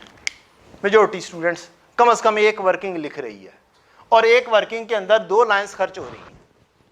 अब एक लाइन खर्च होनी है सिर्फ और सिर्फ, और एग्जामिनर को जस्ट आंसर जाने हैं, और एग्जामिनर के ऊपर आंसर 100% क्या है, ये आपके वर्किंग 100% क्या है, ठीक है। अगली चीज, एक तो 100% ठीक है, रेशो बताई हुई है, आपने एक वर्किंग लिखी, यहां पर आंसर गलत लिख गए, आप बताएं क्या होगा, मार्क्स कट जाएंगे कि नहीं कटेंगे। लेकिन अगर आपने ये वाली रेशो लिख दी है और फिर आपसे आंसर गलत लिखा गया, फिर क्या होगा, फिर आपको मार्क्स मिल जाएंगे, फिर कटेंगे नहीं मार्क्स। क्यों, ये एक लिखने में आपसे एरर हो गया जल्दी में, क्योंकि बेस 100% आपने लिख दी है, क्या किया है, 100% बेस इसके अंदर मौजूद है। ये चीज है आपकी वर्किंग में और मेरी वर्किंग में। अब कैलकुलेट कैसे करनी है मैं वो भी करके बता देता हूं आपको। यार 828 कितना है जी, 407 828,240 डिवाइडेड बाय क्या किया मैंने 105 मल्टीप्लाई बाय 55। पहला आंसर आ गया, देख के लिख दोगे, ठीक है जी। अगला आंसर बैक आना है 55 की जगह पर। अब आप अपने पेज के ऊपर ला चुके हुए हो, बार बार आपने क्वेश्चन पेपर के ऊपर नहीं भागे जाना कि मैं कौन सी चीज ली थी, अब तो आपने लिख दिया है, यहीं से देख के कर रहे होगे। और एक ही बेसिस 2-3 दफा यूज करनी पड़ जाती है, और जब आप इस चीज के ऊपर टाइम लगाते हैं ना, दैट किल्स योर टाइम, खाम में किल्स। अब आप खुद कर कर देख लीजिएगा, घर में बैठ के 1-2 क्वेश्चन करके देखिएगा इस अप्रोच के तहत, और फिर कहिएगा कि कितने हो गए हैं। क्या उसी टाइम में आपने एक क्वेश्चन ज्यादा नहीं काम कर लिया जितनी देर के अंदर आप पहले करते होते हैं। मल्टीप्लाई बाय दूसरी बेसिस 27 लिखा, आंसर आ गया, फिर खत्म किया, तीसरा लिख लिया, जो सा भी है। तो ये वे आउट होगा, और इसी वे आउट के तहत मैं आपको अगला क्वेश्चन भी करवा दूंगा इंशाल्लाह। एबीसी भी इसी तरीके से करवाऊंगा, आराम से चुटकियों में हो जाएगी इंशाल्लाह। वो तो पूरा क्वेश्चन करेंगे इंशाल्लाह, यहाँ पर बोर्ड के ऊपर क्वेश्चन करेंगे। अच्छा जी, अब एक बेसिस और लूंगा और फिर ब्रेक करेंगे हम इंशाल्लाह। अब अगर आपको मशीन लेनी हो, ये वाली मशीन बेस बन जाए, तो आप इसकी बेसिस क्या लेंगे, कैसे एक रेशो बना के लिखोगे। अब यहां पर 2 सिफर कॉमन है, उन 2 सिफर को उड़ा दो बस, अपने क्वेश्चन पेपर पे उड़ाओ, मैं जानबूझ के यहां पर खत्म कर रहा हूं। अब आपकी बेसिस बन गई 32, 24, 10 और 18, और टोटल हो गया 84। देयर आर चांसेस कि आपको ये ना गिवन किया हो। Is it possible? पॉसिबल है, पॉसिबल है, क्वेश्चन बनाना है, इसने टोटल ना किया हो। तो अब आप बताएं, इस सारे को टोटल करना आसान है 8400 को, या इस रेशो को टोटल करना आसान है? रेशो को टोटल करना आसान है। तो रेशो के ऊपर अपने आप को थोड़ा सा क्या करें, अभी बहुत टाइम है, स्विच कर लें और अपने क्वेश्चन को इस तरीके से अमेंड कर लें, आपका टाइम सेव हो जाएगा इंशाल्लाह। ब्रेक करते हैं, वापस आके फिर हम इंशाल्लाह रीसेंट अटेम्प्ट के क्वेश्चन करेंगे, कोई थोड़ी सी बाकी की वर्किंग जल्द अज जल्द करेंगे इंशाल्लाह। अगली सिचुएशन हमारी रूटीन की, जो हमें अक्सर मेजॉरिटी क्वेश्चन मिलते हैं, उसके अंदर हमें मसला होता है कि सर्विस डिपार्टमेंट के ख़र्चों को हमें बांटना होता है प्रोडक्शन डिपार्टमेंट के ख़र्चों में। अब ये जो काम है, ये खर्चे एलोकेटेड हैं, जो हमने जैसे ये वाले पहले क्वेश्चन देखा उसके सॉल्यूशन के मुताबिक ये जो खर्चे थे हमने किसी न किसी बेसिस पर क्या किए थे, बांटे थे। ये बांट लिए हैं, पहले 3 स्टेप्स पूरे हो चुके हैं, ये खर्चे इकट्ठे होकर यहाँ पर आ गए हैं मुख्तलिफ डिपार्टमेंट्स में। अब ये अगर 2 सर्विस डिपार्टमेंट हों तो इनमें से इधर खर्चे लेकर जाने हैं ताकि प्रोडक्शन डिपार्टमेंट में खर्चे क्या हो जाएं, इकट्ठे हो जाएं, और फिर उसकी बेसिस के ऊपर हम कोई ना कोई क्या करते हैं, रेट निकालते हैं, डिपार्टमेंट का रेट निकाला जाता है, या उससे अगले स्टेप के ऊपर आपका प्रोडक्ट का भी हिस्सा बना सकते हैं। अब इसको किस तरीके से करना है, उसके अंदर 2-3 सिनेरियो हो सकते हैं। पहला सिनेरियो है कि जो सर्विस डिपार्टमेंट हैं ये एक दूसरे को सर्व नहीं करते हैं। जैसे ये क्वेश्चन है कि ये खर्चे एलोकेटेड होकर आ गए हैं, 1 लाख, 2 लाख, 1.5 लाख और 2,20,000। Repair department does not work for quality control, और क्वालिटी कंट्रोल भी does not work for repair. तो रिपेयर के खर्चे हैं, repair 75% of its time it's spent on repair work of department 1 और 25% डिपार्टमेंट 2 को। मैंने अभी आपको कुछ रेशो का तरीकाकार बताया, अब ये भी रेशो है 75 रेशो 25 इज इक्वल टू 100। आप इसको इस तरीके से भी लिख सकते हैं। डायरेक्ट परसेंटेज हो तो हम डायरेक्टली 0.75 और 0.25 के जरिए भी मल्टीप्लाई कर सकते हैं। अब इसको किस तरीके से काम करेंगे, आपने वही डिपार्टमेंट्स लिख लिए, अब इस सर्विस डिपार्टमेंट को ब्रैकेट लगाएंगे और खर्चे आपके इन दोनों डिपार्टमेंट्स में इस रेशो में आ जाएंगे। ये अब रेशो गौर से लिखना अच्छी चीज़ है कि क्वालिटी कंट्रोल की ही रेशो आप उठाकर लिख रहे हैं, रिपेयर डिपार्टमेंट की ये गौर से पढ़ना, ये क्वालिटी कंट्रोल डिपार्टमेंट की रेशो है 40 1 की और 60, तो ये 40 रेशो 60 लिख दी। अब आपके लिए वंस अगेन इसको बांटना आसान हो जाएगा अगर आपने रेशो यहाँ पर प्रोड्यूस कर दी होगी। जस्ट रेशो लिख दिया, मोर देन अनफ है वर्किंग। फिर आर को आपने बांटा 20 को, और 75 और 25 रेशो में जो दी हुई थी वो आपने बांट दिया। ये अब आपका एक तरीकाकार हो गया कि जब दोनों सर्विस डिपार्टमेंट, और ये वाला सिनेरियो नहीं आता पेपर में क्योंकि सबसे आसान सिनेरियो है, सिनेरियो तो आना है इससे अगले स्टेप वाला। कुछ जगहों पर यह सिनेरियो मिलता है जिसमें एक सर्विस डिपार्टमेंट दूसरे सर्विस डिपार्टमेंट को सर्व कर रहा है। इसके अंदर अक्सर औकात हम लोग ये कहते हैं पहले उसके खर्चे को बांटो जो क्या कर रहा है, दूसरे को सर्व कर रहा है। तो क्या ये लाजमी है? क्वेश्चन इज दिस, क्या ये मस्ट है? कोई लाजमी नहीं है। बच्चे अपने ज़हनों के ऊपर क्या करते हैं, बैठ जाते हैं। क्या पेपर में गलती नहीं कर सकते आप? आपने दूसरा शुरू कर दिया तो क्या होगा, फिर क्वेश्चन कन्वर्ट हो जाएगा रिपीटेड डिस्ट्रीब्यूशन में। बच्चे क्या करते हैं, काटते हैं और फिर दोबारा से शुरू करते हैं, क्या ये तो गलत हो गया। ऐसा काम नहीं कीजिएगा काइंडली। मैं अभी क्वेश्चन करवा के आपको बता देता हूँ, आप जस्ट आंसर दे दीजिएगा। असल चीज़ है, बेहतर तरीका का तो यही है कि आपने ये किया कि आप पहले बांट दें दूसरे को ही, जो दूसरे को सर्व कर रहा है। बेहतरीन तरीका कार तो यही है, क्योंकि इससे एक स्टेप बच जाएगा, आपका ज़रा सा टाइम बच जाएगा और कुछ नहीं होगा। ये खर्चे हो क्या रहा है, repair department does not work for canteen. 75% time दिया जा रहा है रिपेयर का ए को और बी को, 75-25 रेशो हो गई। दूसरे की ratio, there are 10 employees in department 1, 20 employees in department 2, 20 employees in repair department. Canteen cost to be apportioned based on number of employees in each department. अब ये बेस दे दी है, इस बेसिस पे बांट देना है, तो बांट देते हैं। अब रूटीन में तो तरीकाकार यही है कि 1 लाख, 2 लाख, 1.5 लाख और 2,20,000 को बांटो। पहले किसको बांटो, कैंटीन को बांट दो। ये वही वाला तरीकाकार 10, 20, 20 इज इक्वल टू 50 लिखा, यहाँ पे लगाई ब्रैकेट, तो ये वाला चीज़ तो फिक्स हो गई, निकल गई ये कहानी। अब ये वाला तो मसला नहीं रहा, अब इसने बांटा जाना है इन तीनों में 20-20-50 करके। और फिर यहां पर 2 20 और 60 इकट्ठा हो गया हुआ 280। अब 280 को बांट दिया हमने 75 और 25 में। यहां पर काइंडली क्या कर दें, पहले से ही एक अदद चीज लिख दें कि यार यहां पर तो कुछ नहीं लिखा जाना, ताकि गलती से इधर कुछ ना लेकर आ रहे हो आप। बस ये इतना सा तरीका का। नाउ व्हाट इफ मैं शुरू कर देता हूं रिपेयर पहले, मैं स्टूडेंट हूं, मैं शुरू कर देता हूं रिपेयर पहले, तो फिर क्या होगा? लाख, 2 लाख, 1.5 लाख और 2,20,000। चाहिए जी। S2 S1 production 1 production 2।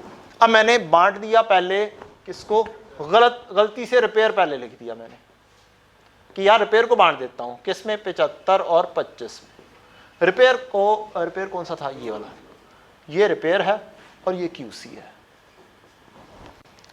मैंने कहा यार मैं गलती से ये 220 बांट दिया, मैंने क्वेश्चन करते हुए नहीं देखा यार, नहीं याद रहा, फिर क्या, बच्चे काट देते हैं कि गलती हो गई। काइंडली गलती नहीं हुई है, कोई मसला नहीं है, इधर नहीं बांटना। 220 को जरा तकसीम कर दें 75-25 में, जल्दी जल्दी आंसर बताएं। क्या गया? नहीं, काइंडली आपकी मेहरबानी होगी। 220 जरा 0.75 करें, जल्दी जल्दी। 165 और बाकी का 55। अब मैं आया QC बांटने, 10-10-20, 10-20 20 इज इक्वल टू 50 मैंने लिखा, और मैंने खर्चा QC का बांटा 1.5, QC बांटना ना आपने, पहले रिपेयर बांटा है 1.5 लाख आपने, अब ये बांटना शुरू किया। अब यहां पर आप परेशान हो गए, यार ये मैंने क्या कर दिया, और आपने पूरा क्वेश्चन क्या कर दिया, कैंसिल कर दिया। यार ये मुझसे तो क्या हो गई, गलती हो गई। ऐसा होता है ना पेपर में, तो कुछ भी नहीं हुआ आपसे। 1.5 लाख को बांट दिया आपने, 1.5 लाख जा रहा है 30, 60 और 60, 30,000, 60,000 और 60,000। बस इतना सा काम हुआ है कि आपका क्वेश्चन रिपीटेड डिस्ट्रीब्यूशन के ऊपर शिफ्ट हो गया, नथिंग एल्स। अब क्या हो गया, यहां पे 60 आ गया, 60 को बांट दो, बजाय इसके कि आप पूरा क्वेश्चन काट दो। काइंडली, ठीक है, कुछ भी नहीं है, कोई गलती नहीं हुई, ठीक है। लिहाजा अपने ज़हनों से एक चीज उतार दो कि कोई 2-3 मेथड है, एक ही मेथड है रिपीटेड डिस्ट्रीब्यूशन। बी सेफ, अपने ज़हनों के ऊपर बोझ ना डालें, ठीक है जी। 60 आ गया तो 60 को बांट दो, निकाल दो। 60 को किस रेशियो पे बांटना है, 75 पर 25 में बांट दो। रिपेयर दोबारा से आ गई है, 75-25। अब यहां पे कुछ नहीं आना, 60 को 75, ये तो कैलकुलेशन भी जुबानी होगी, 45 और 15 लें जी, आंसर आपका टोटल वही आ जाएगा। So this is the thing, 340 330 आपका आंसर आ जाएगा। और हम लोग क्या करते हैं, हम लोग कटिंग कर देते हैं, पूरे का पूरा क्वेश्चन काट देते हैं कि ये तो हमने स्टेप ही गलत कर दिया, ये तो करना ही नहीं था। तो काइंडली अपने ज़हनों से एक प्रेशर उतार दें, एक ही रिपीटेड डिस्ट्रीब्यूशन भी काम चल जाएगा अगर गलती हो जाती है। अगर पहले कर दिया तो दैट्स वेरी गुड थिंग कि आपने एक स्टेप बचा लिया है, लेकिन परेशान होकर आप गलती कर दें और फिर उसको काट दें, ये गलत चीज़ है। उसको आगे ले जाओ, दोबारा से रिपीट कर दो, आपका आंसर सेम आएगा, ठीक है जी। अब अगली चीज़, अब अगला मसला है, एक मसला कि रेसिप्रोकल आ जाए। एक छोटा सा पास पेपर है, हर बच्चे ने किया हुआ है, ठीक है जी। और रिपीटेड डिस्ट्रीब्यूशन हमारा हो गया एक हिसाब से, ठीक है जी, वो भी आ जाता है। वैसे असल मसला आता है इक्वेशन मेथड में। इक्वेशन मेथड में क्या करना चाहिए, वो कैसे, उसका शॉर्टकट क्या हो सकता है, उसकी छोटी सी प्रैक्टिस करनी है आपने, बहुत थोड़ी सी, सारे पास पेपर की जस्ट इक्वेशंस बनानी है, अगला काम हमें आता है। तमाम पास पेपर्स को उठाना है, जहां जहां पर भी मिले क्या करनी है आपने, जस्ट इक्वेशंस बना के छोड़ दें, बाकी सारा काम आपको आता है। एक क्वेश्चन करें पूरा और बाकी सारे इस तरीके से। अब इक्वेशन बनाने का तरीकाकार, यहां पर बच्चे गलती करते हैं, यहां पर बच्चे गलती करते हैं और अगले स्टेप के ऊपर बच्चों को तरीकाकार नहीं आता कि फास्ट वे आउट में पेपर में कैसे काम करना है, जो मैंने सिखाना है। ये एलोकेटेड खर्चे हैं, ये सर्विस डिपार्टमेंट के खर्चे हैं। सर्विस डिपार्टमेंट एक्स 20%, 40%, 30% सर्व करता है प्रोडक्शन को और सर्व करता है 10% वाई को। यहां पे स्टूडेंट गलती करता है इक्वेशन बनाते हुए। अब तरीकाकार क्या इक्वेशन बनाने का, सर्विस डिपार्टमेंट का अपना खर्चा उठाओ 16,500, दो इक्वेशन बनाओ। मैं अज्यूम कर रहा हूं ये सर्विस डिपार्टमेंट एक्स वाई नहीं है, ये कुछ और है, क्यूसी और रिपेयर है। तो फिर अज्यूम कर लो QC is equal to X और repair is equal to Y, ताकि इक्वेशन बनाना क्या हो जाए, आसान हो जाए। एक्स वाई इसका अपना खर्चा, एक्स का अपना खर्चा 16,500, वाई का अपना खर्चा 10,600। सबसे पहले ये लिखो 16,500 और 10,600, ये दो चीजें लिखनी है आपने। अब इसमें करो पहले से ही एक्स में हिस्सा आना है किसका, वाई का, तो पहले यहां पर वाई लिख दो और वाई में हिस्सा आना है किसका, एक्स का, ये लिख दो। ये लिखा गया। अब आओ इधर, यहां से शुरू करो, पढ़ो अपने पास से कि सर्विस डिपार्टमेंट एक्स सर्व करता है ए को भी, बी को भी, सी को भी और सर्व करता है वाई को भी। तो ये एक्स की सर्विस, एक्स में हिस्सा आना है, एक्स का हिस्सा बांटा जा रहा है, सॉरी क्या जा रहा है, एक्स का हिस्सा बांटा जा रहा है 20, 40, 30 और 10% किसको जा रहा है, वाई को।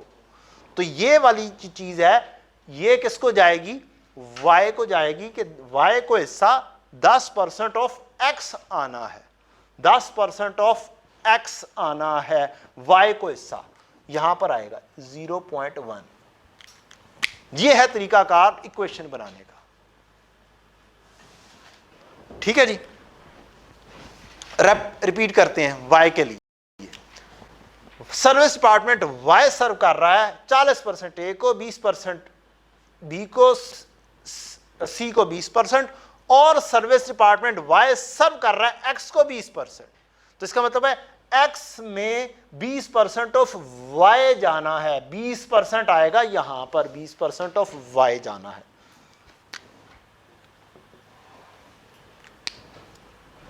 दोबारा से गौर से देख लें, वाई ने एक्स को जाना है। अब हम क्या गलती करते हैं, हम इधर से देखते हैं वो यस एक्स में ये जाना है, 0.2 इधर लिख देते हैं, ये गलती कर देते हैं, उलट कर देते हैं। सर्विस डिपार्टमेंट, दोबारा से गौर से देख लेते हैं, ये ना हो मैं भी गलती कर जाऊं। सर्विस डिपार्टमेंट एक्स में वाई को हिस्सा जाना है, तो एक्स में वाई को हिस्सा जाना है 0.1 ऑफ एक्स, वाई को चला गया, ठीक है जी। 0.2 ऑफ वाई एक्स को चला गया, ठीक है जी, बिल्कुल ठीक है, ठीक जा रही है, ठीक जा रही है। चेक कर देता हूं मैंने गलत तो नहीं बना दी। 0.2 Y X is equal to 0.2 Y, बिल्कुल ठीक गए हैं, ये सही बताया है। गलती इंसान से होती है लेकिन मैंने सही बताया है, ठीक है। अब दो तरीकाकार हैं इससे आगे प्रोड्यूस करने में, आंसर प्रोड्यूस करने के दो तरीकाकार। एक है कैलकुलेटर, कैलकुलेटर का सहारा, और दूसरा है आपका सहारा मैनुअल। काम किसके ऊपर जल्दी होगा, कैलकुलेटर। क्या आप सबको कैलकुलेटर का तरीकाकार आता है, well done, that's very good thing. सबको कैलकुलेटर का तरीकाकार आता है, तो कैसे करते हैं भला वैसे, ठीक है,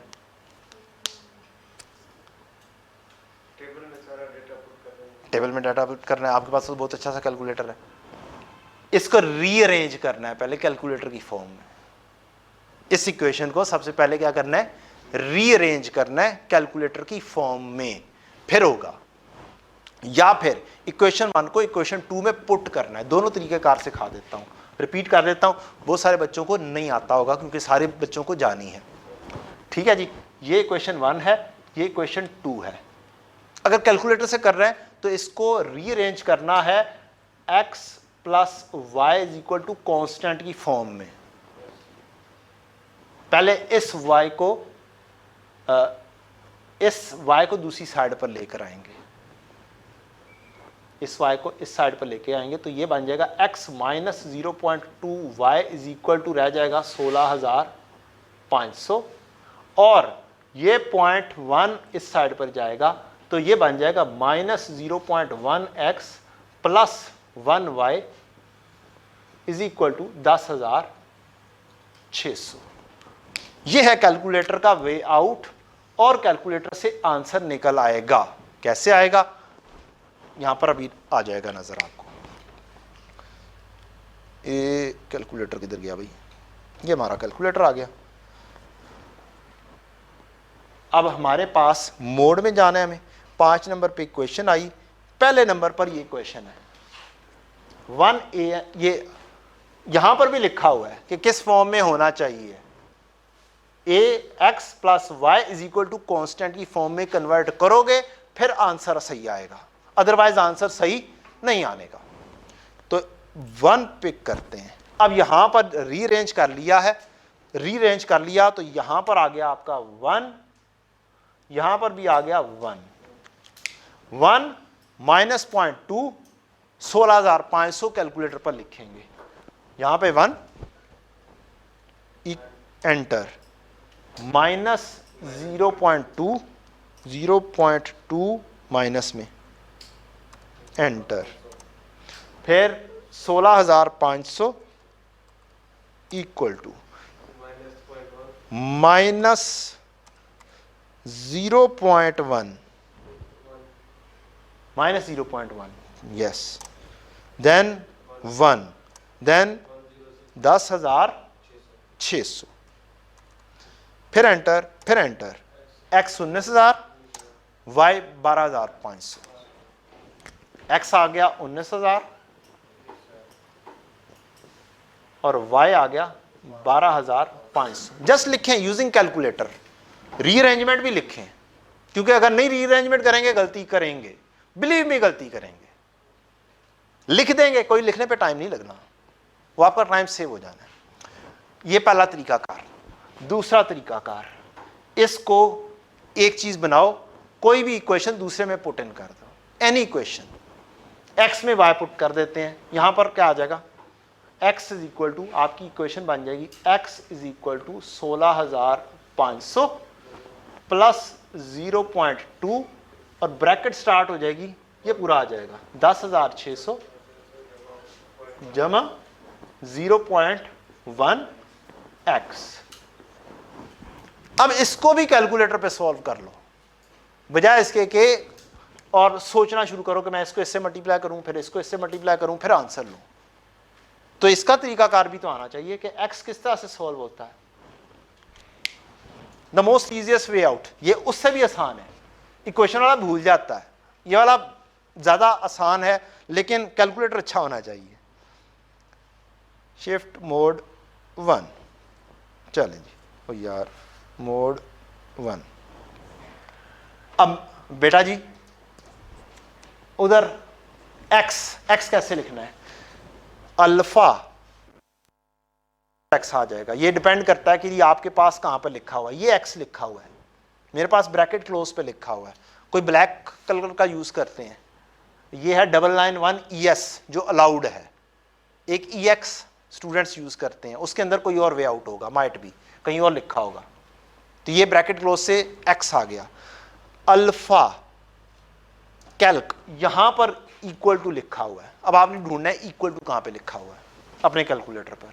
फिर 16,500 है, 16,500 प्लस जो सी इक्वेशन बनाई है पूरी लिख दें, 0.2 ब्रैकेट स्टार्ट 10,600 प्लस प्लस है भाई, प्लस 0.1, टेंशन का दी है, डबल जीरो हो गया तो फिर तो का दी टेंशन। ठीक है जी, बहरहाल ज़हनी टेंशन को दूर कर देना चाहिए। अल्फा एक्स ब्रैकेट क्लोज, ये आपने एज इट इज लिख दी। अब आपको क्या करना है, शिफ्ट कैलकुलेट, ये इक्वल टू, शिफ्ट के बाद ये वाला बटन, फिर इक्वल टू, एक्स आ गया 19,000। तो ये दूसरा वे आउट है जिसके जरिए आप शॉर्टकट अप्लाई कर सकते हैं। मेजॉरिटी स्टूडेंट्स को नहीं आता, कुछ स्टूडेंट्स को आता है। तो यहां से आपका x इज इक्वल टू आ जाएगा 19,000। अब y के अंदर पुट इन कर दें, y की इक्वेशन है 10,600 प्लस 10,600 प्लस 0.1 इंटू 19,000। अब इसका 12,500 आंसर इसका भी आ जाएगा। तो ये दो शॉर्टकट्स हैं, दोनों मैंने आपको बता दिए। अब अगला तरीकाकार आता है कि आपने बांटना है P1 P2 सर्विस 1 और सर्विस 2 को। ये जो x है और y है, सॉरी x और y, x में जो सा भी खर्चा आ रहा हो उसका अपना, उसकी टेंशन नहीं लेनी। x का अपना खर्चा आ रहा था 16,500, यहाँ पे आ रहा था 16,500, और y का आ रहा था 10,600। इन दोनों की टेंशन नहीं लेनी आपने। जो सी वैल्यू आई है उसको ख़त्म करना है। x को ख़त्म करना है 19,000 के साथ, और y को ख़त्म करना है 12,500 के साथ। ये पहले से ही लिख दो और फिर इधर फिल इन करो। यहाँ पर कोई ना कोई वैल्यू आ रही थी हमारी, ठीक है। ये तरीकाकार है कि आप ख़त्म पहले से ही चीज़ें को लिख दो, और फिर ये किस फॉर्म में आ जाएगी, वो इस फॉर्म में आ जाएगी, इस फॉर्म में आ जाएगी। यहां पर भी आप रेशो लिख दो, किस रेशो में बांटना है। ये एक रेशो ऐसी चीज है जो आपके पूरे चीज को क्या करती है, बयान करती है। 20 40 30 10, 40 20 20 20, इस रेशो में लिख दिया। ये अब जस्ट आपने आंसर करना है। अब 4 डिपार्टमेंट से, इस वजह से 4, ये पहले से लिखा गया, कहानी खत्म हो गई। ये बांटने का तरीकाकार तो आपको पता ही है। Any question till now?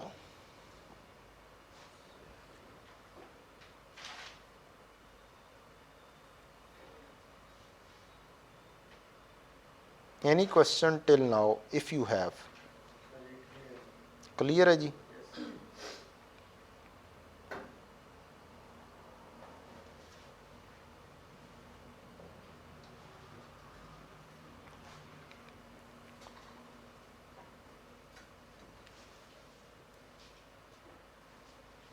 चलें जी, रीसेंट अटेम्प्ट के ऊपर आ जाते हैं। Recent attempt autumn 22 Pluto limited. एक क्वेश्चन FOH का ये दिया उसने, requirement for each of the above events briefly explain whether they would independently result in over और अंडर एब्जॉर्ब्ड ओवरहेड। अंडर या ओवर बताने थे। जस्ट ये 3 सिनेरियो हैं, इनको बताना था कि क्या अंडर एब्जॉर्ब्ड होंगे या ओवर एब्जॉर्ब्ड होंगे, और उसको ब्रीफली एक्सप्लेन करना था। मार्क्स कितने? क्या किसी हद तक थ्योरेटिकली आंसर करना था? यस, थ्योरेटिकली आंसर करना था। दूसरा है compute the budgeted and actual fixed overhead of prior year and current year.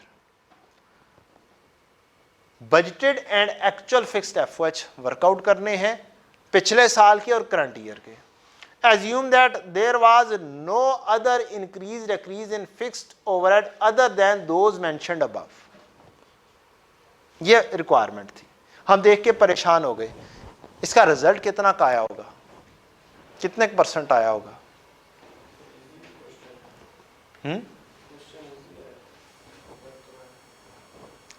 बताए ना, कितने % रिजल्ट आया होगा? ये 20% रिजल्ट था इसका। 20% students passed this question. Yes 20%। 20% students pass हुए सिर्फ एज पर एग्जामिनर। किसमें?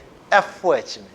जैसे हम क्या लेते हैं, लाइटर बोर्ड पर लेते हैं और आसान कंसिडर किया जाता है। चलें सम आओ, देखते हैं इस क्वेश्चन में क्या था। क्या 10 मार्क्स का क्वेश्चन है, 10 में से 5 ले लूं तो पास होऊंगा, ऐसे ही है। अब जज करते हैं क्या मैं ये 3 ही आराम से पिक कर सकता हूं कि नहीं कर सकता। Just 3 marks. देर ये है, मैं ऊपर वाली कहानी अभी नहीं पढ़ रहा। There was an unexpected increase in demand of ZA due to which PL utilise इस एक्सेस प्रोडक्शन कैपेसिटी। उसने क्या किया, अपनी नॉर्मल कैपेसिटी से ज्यादा काम कर लिया to manufacture maximum units. Further factory workers were paid overtime of 1.2 million for additional hours worked during the year। Factory workers को हमने क्या किया, ज्यादा काम किया तो ज्यादा वेज दिया हमने, नथिंग एल्स। और हमें अब क्या बताना है कि इससे ओवर एब्जॉर्ब होगा या अंडर एब्जॉर्ब होगा। अच्छा, ओवर एब्जॉर्ब होगा, किस तरह से?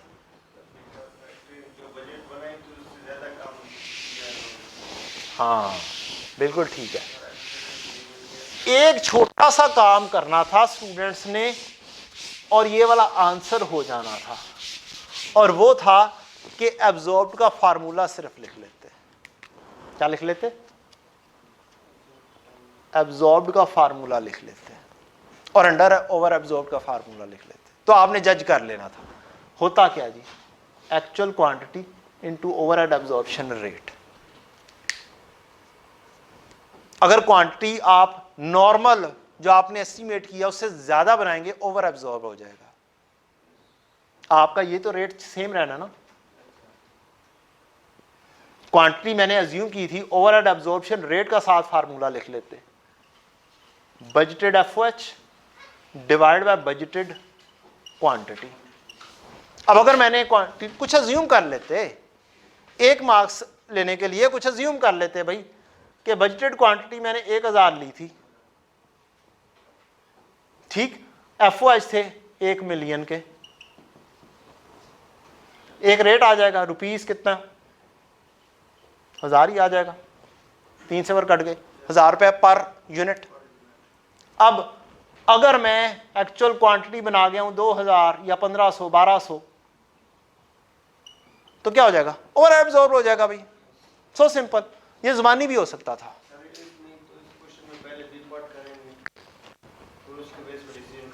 नहीं, यही तो मसला है, बी पार्ट क्यों करेंगे।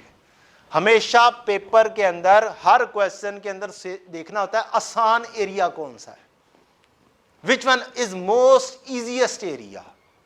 उसने पूछा है क्या, अगली चीज एक और चीज बता दूं, CMA में खास तौर पर अक्सर एग्जामिनर हमारी मदद करता है।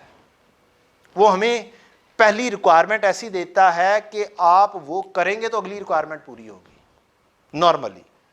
नॉर्मली CMA में ये हेल्प की जाती है, खुद चलाता है। तो CMA में कोशिश यही करें कि स्टेप बाय स्टेप ही चलें, जो सी रिक्वायरमेंट पहले की है वही पहले कर लें। नॉर्मली ऐसे होता है। तो ये वाली चीज हो गई। दूसरी चीज, government announced an increase in taxes. Taxes में क्या किया उसने, इंक्रीज कर दिया on electricity which increase PS cost by 3 lakh. Government ने टैक्स ज्यादा कर दिए और आपकी क्या हो गई है, 3 लाख रुपया खर्चा बढ़ गया। क्या एक्चुअल खर्चा बढ़ा? मैंने बजट किया था 1 लाख 1 मिलियन, और एक्चुअल खर्चा क्या हो गया 13 लाख। तो अंडर एब्जॉर्ब होगा ओवर एब्जॉर्ब होगा, यही डिफरेंस है ना। एब्जॉर्ब्ड क्वांटिटी में कोई चेंज नहीं आई, और जस्ट देखना है एब्जॉर्ब और एक्चुअल का डिफरेंस देखना है आपने। एक्चुअल में 3 लाख रुपए का खर्चा ज्यादा हो गया है, प्लस में है, तो क्या होगा, अंडर एब्जॉर्ब होगा। सो सिंपल, ठीक। तो इस तरीके से आपको जस्ट क्या करना था, आंसर करना था। और इसका कितने मार्क्स होंगे, 3 सिचुएशन है तो 3 मार्क्स हैं, हर सिचुएशन का 1-1 मार्क्स। ये वाली सिचुएशन समझ लग रही है तो ये पहले कर दो भाई, ये वाली पहले समझ लग रही है, ये वाली पहले कर दो। हम लोग करते ही नहीं। फेलियर की एक बहुत बड़ी रीजन आसान मार्क्स कैरी ना करना क्वेश्चन में से। भाई 7 मार्क्स मुश्किल हैं, क्या ये 3 आसान है? 3 आसान तो करो। हम देख के छोड़ देते हैं कि यार ये तो समझ ही नहीं लग रही क्या करना है। सर मींस ये तीनों ऑप्शन के अलग-अलग एक्सप्लेनेशन देने पड़ेंगे। जस्ट उसने क्या लिखा है, for each of the above event briefly explain, ये मैंने बोल्ड किया हुआ है, whether they would independently result in over और अंडर एब्जॉर्ब। हर एक को इंडिपेंडेंटली जज करो। तो मतलब क्या हुआ, उसने सेपरेशन कर दिया है, कोई चीज दूसरे से लिंक कर नहीं रही है। तो क्वेश्चन को गौर से जब तक नहीं पढ़ोगे तब तक आंसर सही नहीं कर पाते। एक बहुत बड़ी रीजन फेलियर की, गौर से ना पढ़ना। क्वेश्चन पूछा क्या है, सवाल कुछ का किया गया, जवाब कुछ दे रहे हैं हम। इसके एग्जामिनर कमेंट्स दिखाऊं तो आपको पता चल जाएगा कि वो क्या कह रहा है। 20% रिजल्ट से ही समझ जाओ भाई कि हमने क्या किया है। हमने तो इन 3 मार्क्स की तरफ गए ही नहीं है, हमें तो समझ ही नहीं लगी थी। तीसरी चीज, due to mechanical fault there was an machine breakdown which had to be repaired at a cost of 3 million. Mechanical breakdown एक क्या एकदम से होता है? वो गाड़ी चलते चलते रास्ते में बंद हो गई है, बाइक रास्ते में चलते चलते पंक्चर हो गई, क्या पहले से एस्टीमेट किया था पंक्चर होने का? नहीं किया था, तो एकदम से खर्चा बढ़ गया ना। इसकी भी हालत वही है कि खर्चा है जो कि एक्चुअल में आ गया और एब्जॉर्ब में लिखा ही नहीं हुआ था, हमने एस्टीमेट किया नहीं हुआ था। यहां पे एस्टीमेट करते तो एब्जॉर्ब में जाना था ना, एस्टीमेशन में तो लेकर ही नहीं आए तो एब्जॉर्ब में गया नहीं, तो खुद ब खुद क्या होगा, इसकी वजह से अंडर एब्जॉर्ब हो जाएगा, खर्चा एक्चुअल में ज्यादा है। तो 3 मिलियन का खर्चा है और insurance claim 2.8 million against the machine breakdown हुआ है, इंश्योरेंस क्लेम भी मिल गया। तो मेरे नज़दीक तो क्या करना चाहिए, दोनों को नेट ऑफ करके जजमेंट देनी चाहिए। आसान है, लेकिन एग्जामिनर ने दोनों को अलग-अलग दी हुई है। तो भाई अगर पैसे इजाफी आ गए हैं तो फिर खर्चा कम हुआ, खर्चा कम होने की वजह से जो सा डिसीजन खर्चे का है उसके उलट हो जाएगा। तो इस तरीके से काम को करना था आपने। अब क्वेश्चन पढ़ लेते हैं कि बाकी का क्या है, 7 मार्क्स में क्या करना है। 7 मार्क्स में करना है compute the budgeted and actual fixed FOH. Budgeted कितने हैं और एक्चुअल कितने हैं ऑफ प्रायर ईयर पिछले साल के और करंट ईयर के। मींस पिछले साल के भी बयान करो और करंट ईयर के भी बयान करो। Assume that there was no other decrease in fixed overhead other than those mentioned above. Okay. पहले रिक्वायरमेंट पढ़ा करो फिर क्वेश्चन पे जाया करो। हम क्वेश्चन पढ़ते हैं फिर रिक्वायरमेंट के ऊपर जाते हैं और हमारे पल्ले पड़ता ही नहीं है। हम नीचे जाके के नीचे पहुंचते हैं तो क्वेश्चन भूल जाता है और फिर दोबारा से पढ़ते हैं। तो पढ़ो, बिल्कुल प्लानिंग करने के लिए 2 से 3 दफा पढ़ना अच्छी बात है। सीएमए कुछ भी नहीं है, सीएमए में अच्छी प्लानिंग है। यहां पे वो लेंथी क्वेश्चंस तो है नहीं कि हम FAR2 के कंसोलिडेशन कर रहे हैं या FAR1 का नॉन प्रॉफिट ऑर्गेनाइजेशन वाला क्वेश्चन कर रहे हैं, लेंथी क्वेश्चन है, या हम कैश फ्लो कर रहे हैं जिसके अंदर हमें 10-15 टी काउंट बनाने पड़ने हैं। ऐसा काम तो नहीं है हमारा। यहां पर जस्ट छोटा सा क्वेश्चन होगा, सोचने वाला ज्यादा होगा, सोच के करने वाला होगा। चलें जी, time is short. Pluto manufactures a single product ZAA and operates at a normal capacity of 45,000 machine hours per annum, which is 90% of full capacity. ठीक है जी। तो एक बात और याद रख लें, जब भी सीएमए में कैपेसिटी का जिक्र आ जाए तो समझ जाओ कि आपका स्टार्टिंग पॉइंट क्या है, कैपेसिटी है। 99% क्वेश्चंस के अंदर स्टार्टिंग पॉइंट कैपेसिटी होगा जब भी आपको कैपेसिटी दी हुई है। तो इसका मतलब है आपकी नॉर्मल कैपेसिटी 45,000 डिवाइडेड बाय 0.9 करो, 100% पे चल जाओ, 50,000 होगी, तो फुल कैपेसिटी होगी 50,000। PL uses absorption method to manage its cost. Following information has been extracted from PL's prior year's record. इसका मतलब है पिछले साल का डाटा उसने हमें कुछ दे दिया, और पिछले साल का ये हमें क्या करना है, बजटेड भी बनाना है और एक्चुअल भी बनाना है। ये क्या हुआ? ओह यस,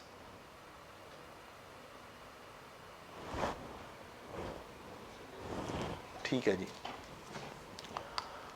अच्छा जी, तो एक्चुअल प्रोडक्शन 44,000 है, 45,000 हमने एस्टिमेट की थी, एक्चुअल प्रोडक्शन 44,000 है, अंडर एब्जॉर्ब 4,20,000 है।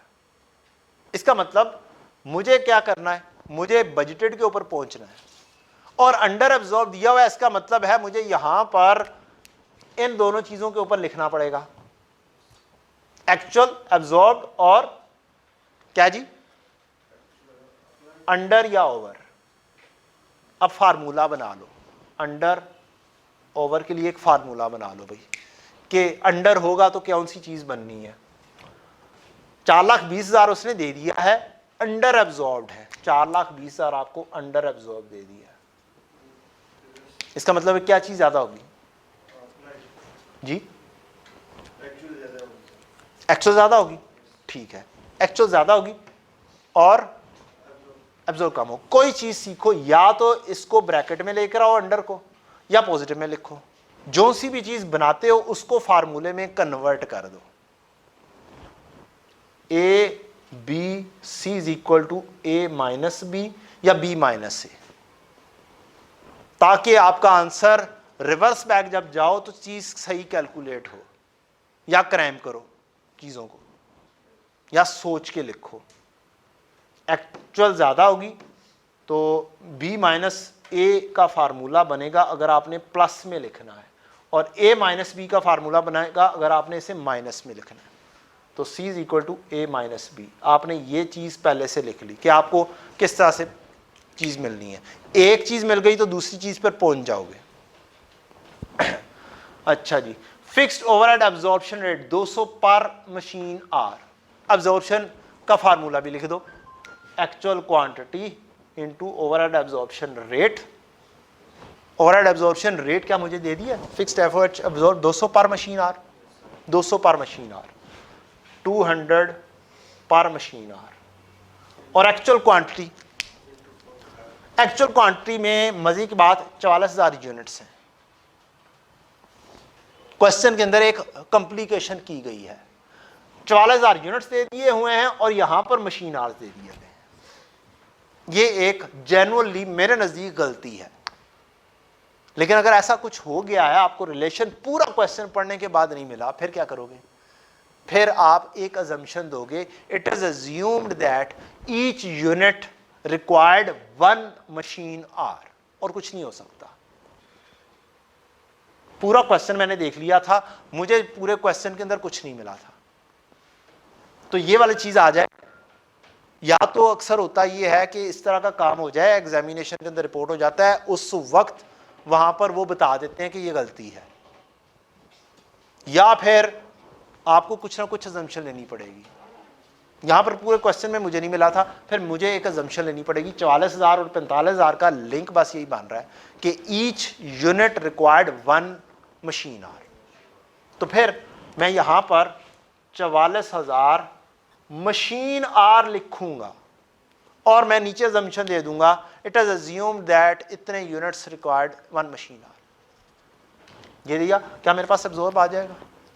क्या मेरे पास एब्जॉर्ब आ जाएगा? तो क्या मेरे पास अंडर एब्जॉर्ब है? क्या मैंने एक फार्मूला बना लिया और मैं रिवर्स बैक करके एब्जॉर्ब मालूम कर सकता हूं? एब्जॉर्ब मालूम कर लूंगा तो मैं एक्चुअल के ऊपर पहुंच जाऊंगा। आधा क्वेश्चन तो हो गया,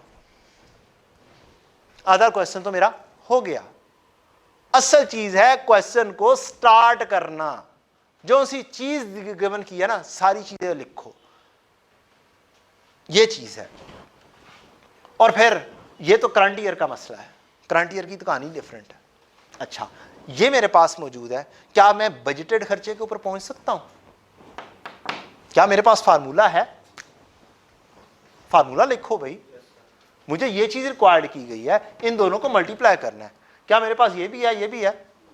बजटेड क्वांटिटी 45,000 है मेरे पास, ओवरहेड एब्जॉर्प्शन रेट 2,000, तो मेरे पास ये भी हो गया। यहां पर आते हैं तो 5 मार्क्स तुम्हारे पूरे हो गए। 3 इधर से लिए या 1-2 इधर से लिए और 2 इधर से ले लिए। अब जस्ट क्या है, ऊपर नीचे करना है, नथिंग एल्स।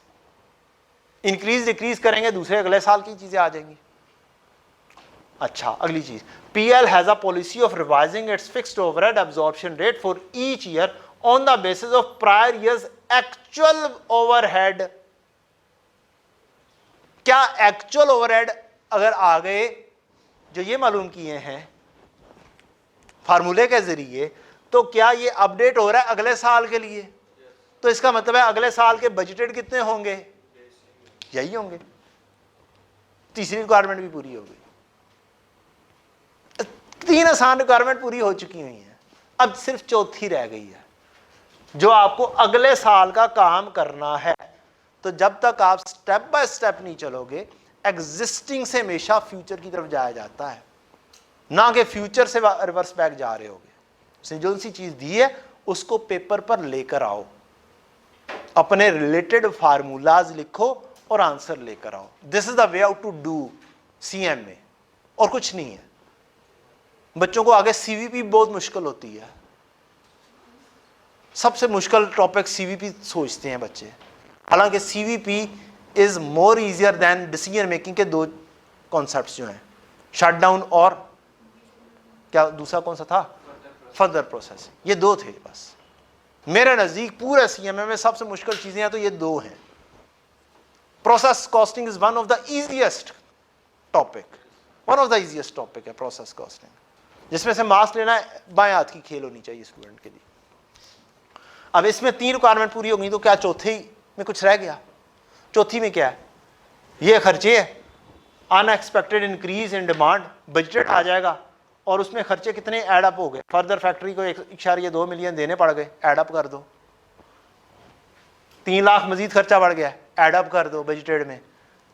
इसमें 0.2 मिलियन ऐड अप कर दो, 3 मिलियन और 2.8 का नेट ऑफ एक्चुअल पे पहुंच जाओगे। मींस इसमें से, इस क्वेश्चन में से 10 में से 8-9 लिए जा सकते थे अगर सही तरीके पर चलते तो, लेकिन पास कितने हुए? 20%, जो कि बहुत काम गड़बड़ है। ले जी, ये सॉल्यूशन आ गया। मैंने किस तरह से क्वेश्चन को सॉल्व किया हुआ है। मेरा स्टार्टिंग पॉइंट क्या था? कैपेसिटी। मैंने उससे क्या बनाया? Full capacity. मैंने ABC के जरिए काम कर रहा हूं। किसके जरिए काम कर रहा हूं? ABC भी एक बहुत अच्छा सा तरीका कार है काम करने का। आपकी वर्किंग बच जाती है, टाइम थोड़ा सा सेव हो जाता है। मैंने जो स्टार्टिंग पॉइंट कहा था मैंने वहीं पर गया। क्वेश्चन में और क्या डाटा क्वेश्चन में गिवन था उसको लिखो। क्वेश्चन के अंदर डाटा गिवन था 2 चीजें, एक एक्चुअल प्रोडक्शन 44,000 और एक अंडर एब्जॉर्ब्ड। ठीक है जी, 44,000 यूनिट्स लिख दिए। इधर मशीन आर, ये हम यूनिट ऑफ मेजरमेंट नहीं लिखते, बच्चे नहीं लिखते। ये लिखोगे तो क्वेश्चन सही होगा, अदरवाइज गलती कर जाओगे। 4,20,000 लिखा। फिक्स्ड ओवरहेड एब्जॉर्प्शन रेट मुझे रिक्वायर किया था, मैंने लिख दिया कि ये है गिवन 200 पर मशीन आर।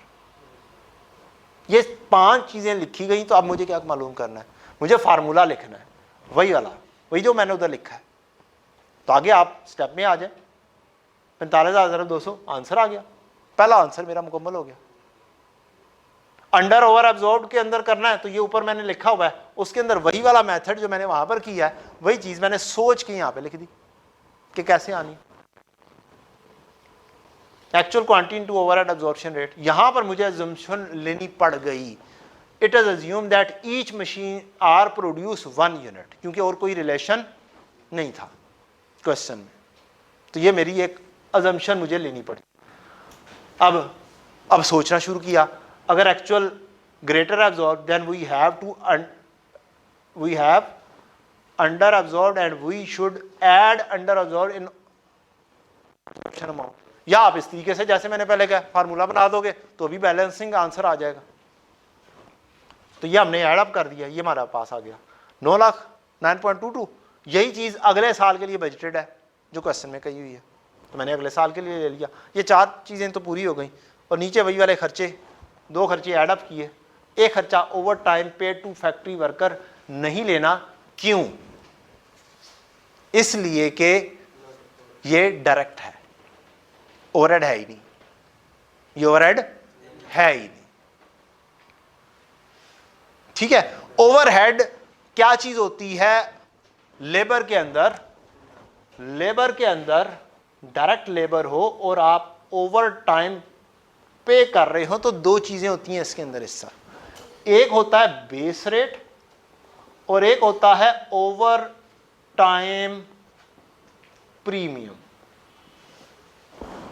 अगर इन दोनों की बाइफर्केशन मौजूद है तो फिर ये तो होगा डायरेक्ट लेबर और ये होगा इनडायरेक्ट लेबर, और फिर ये एफओएच बन जाएगा।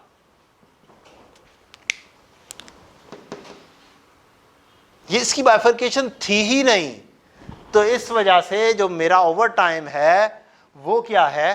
डायरेक्ट लेबर है, और डायरेक्ट लेबर एफओएच नहीं होता है, और इसको मुझे करना था इग्नोर क्योंकि ये वेरिएबल कॉस्ट है।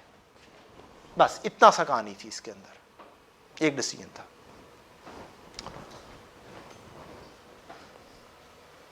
एग्जामिनर कमेंट्स आप खुद पढ़ लेंगे। Marking scheme 1 mark for explaining impact of each event, जो हमने पहले किया, 3 मार्क्स ये हो गए। Budgeted fix FOH of both years के 2 मार्क्स, 1-1।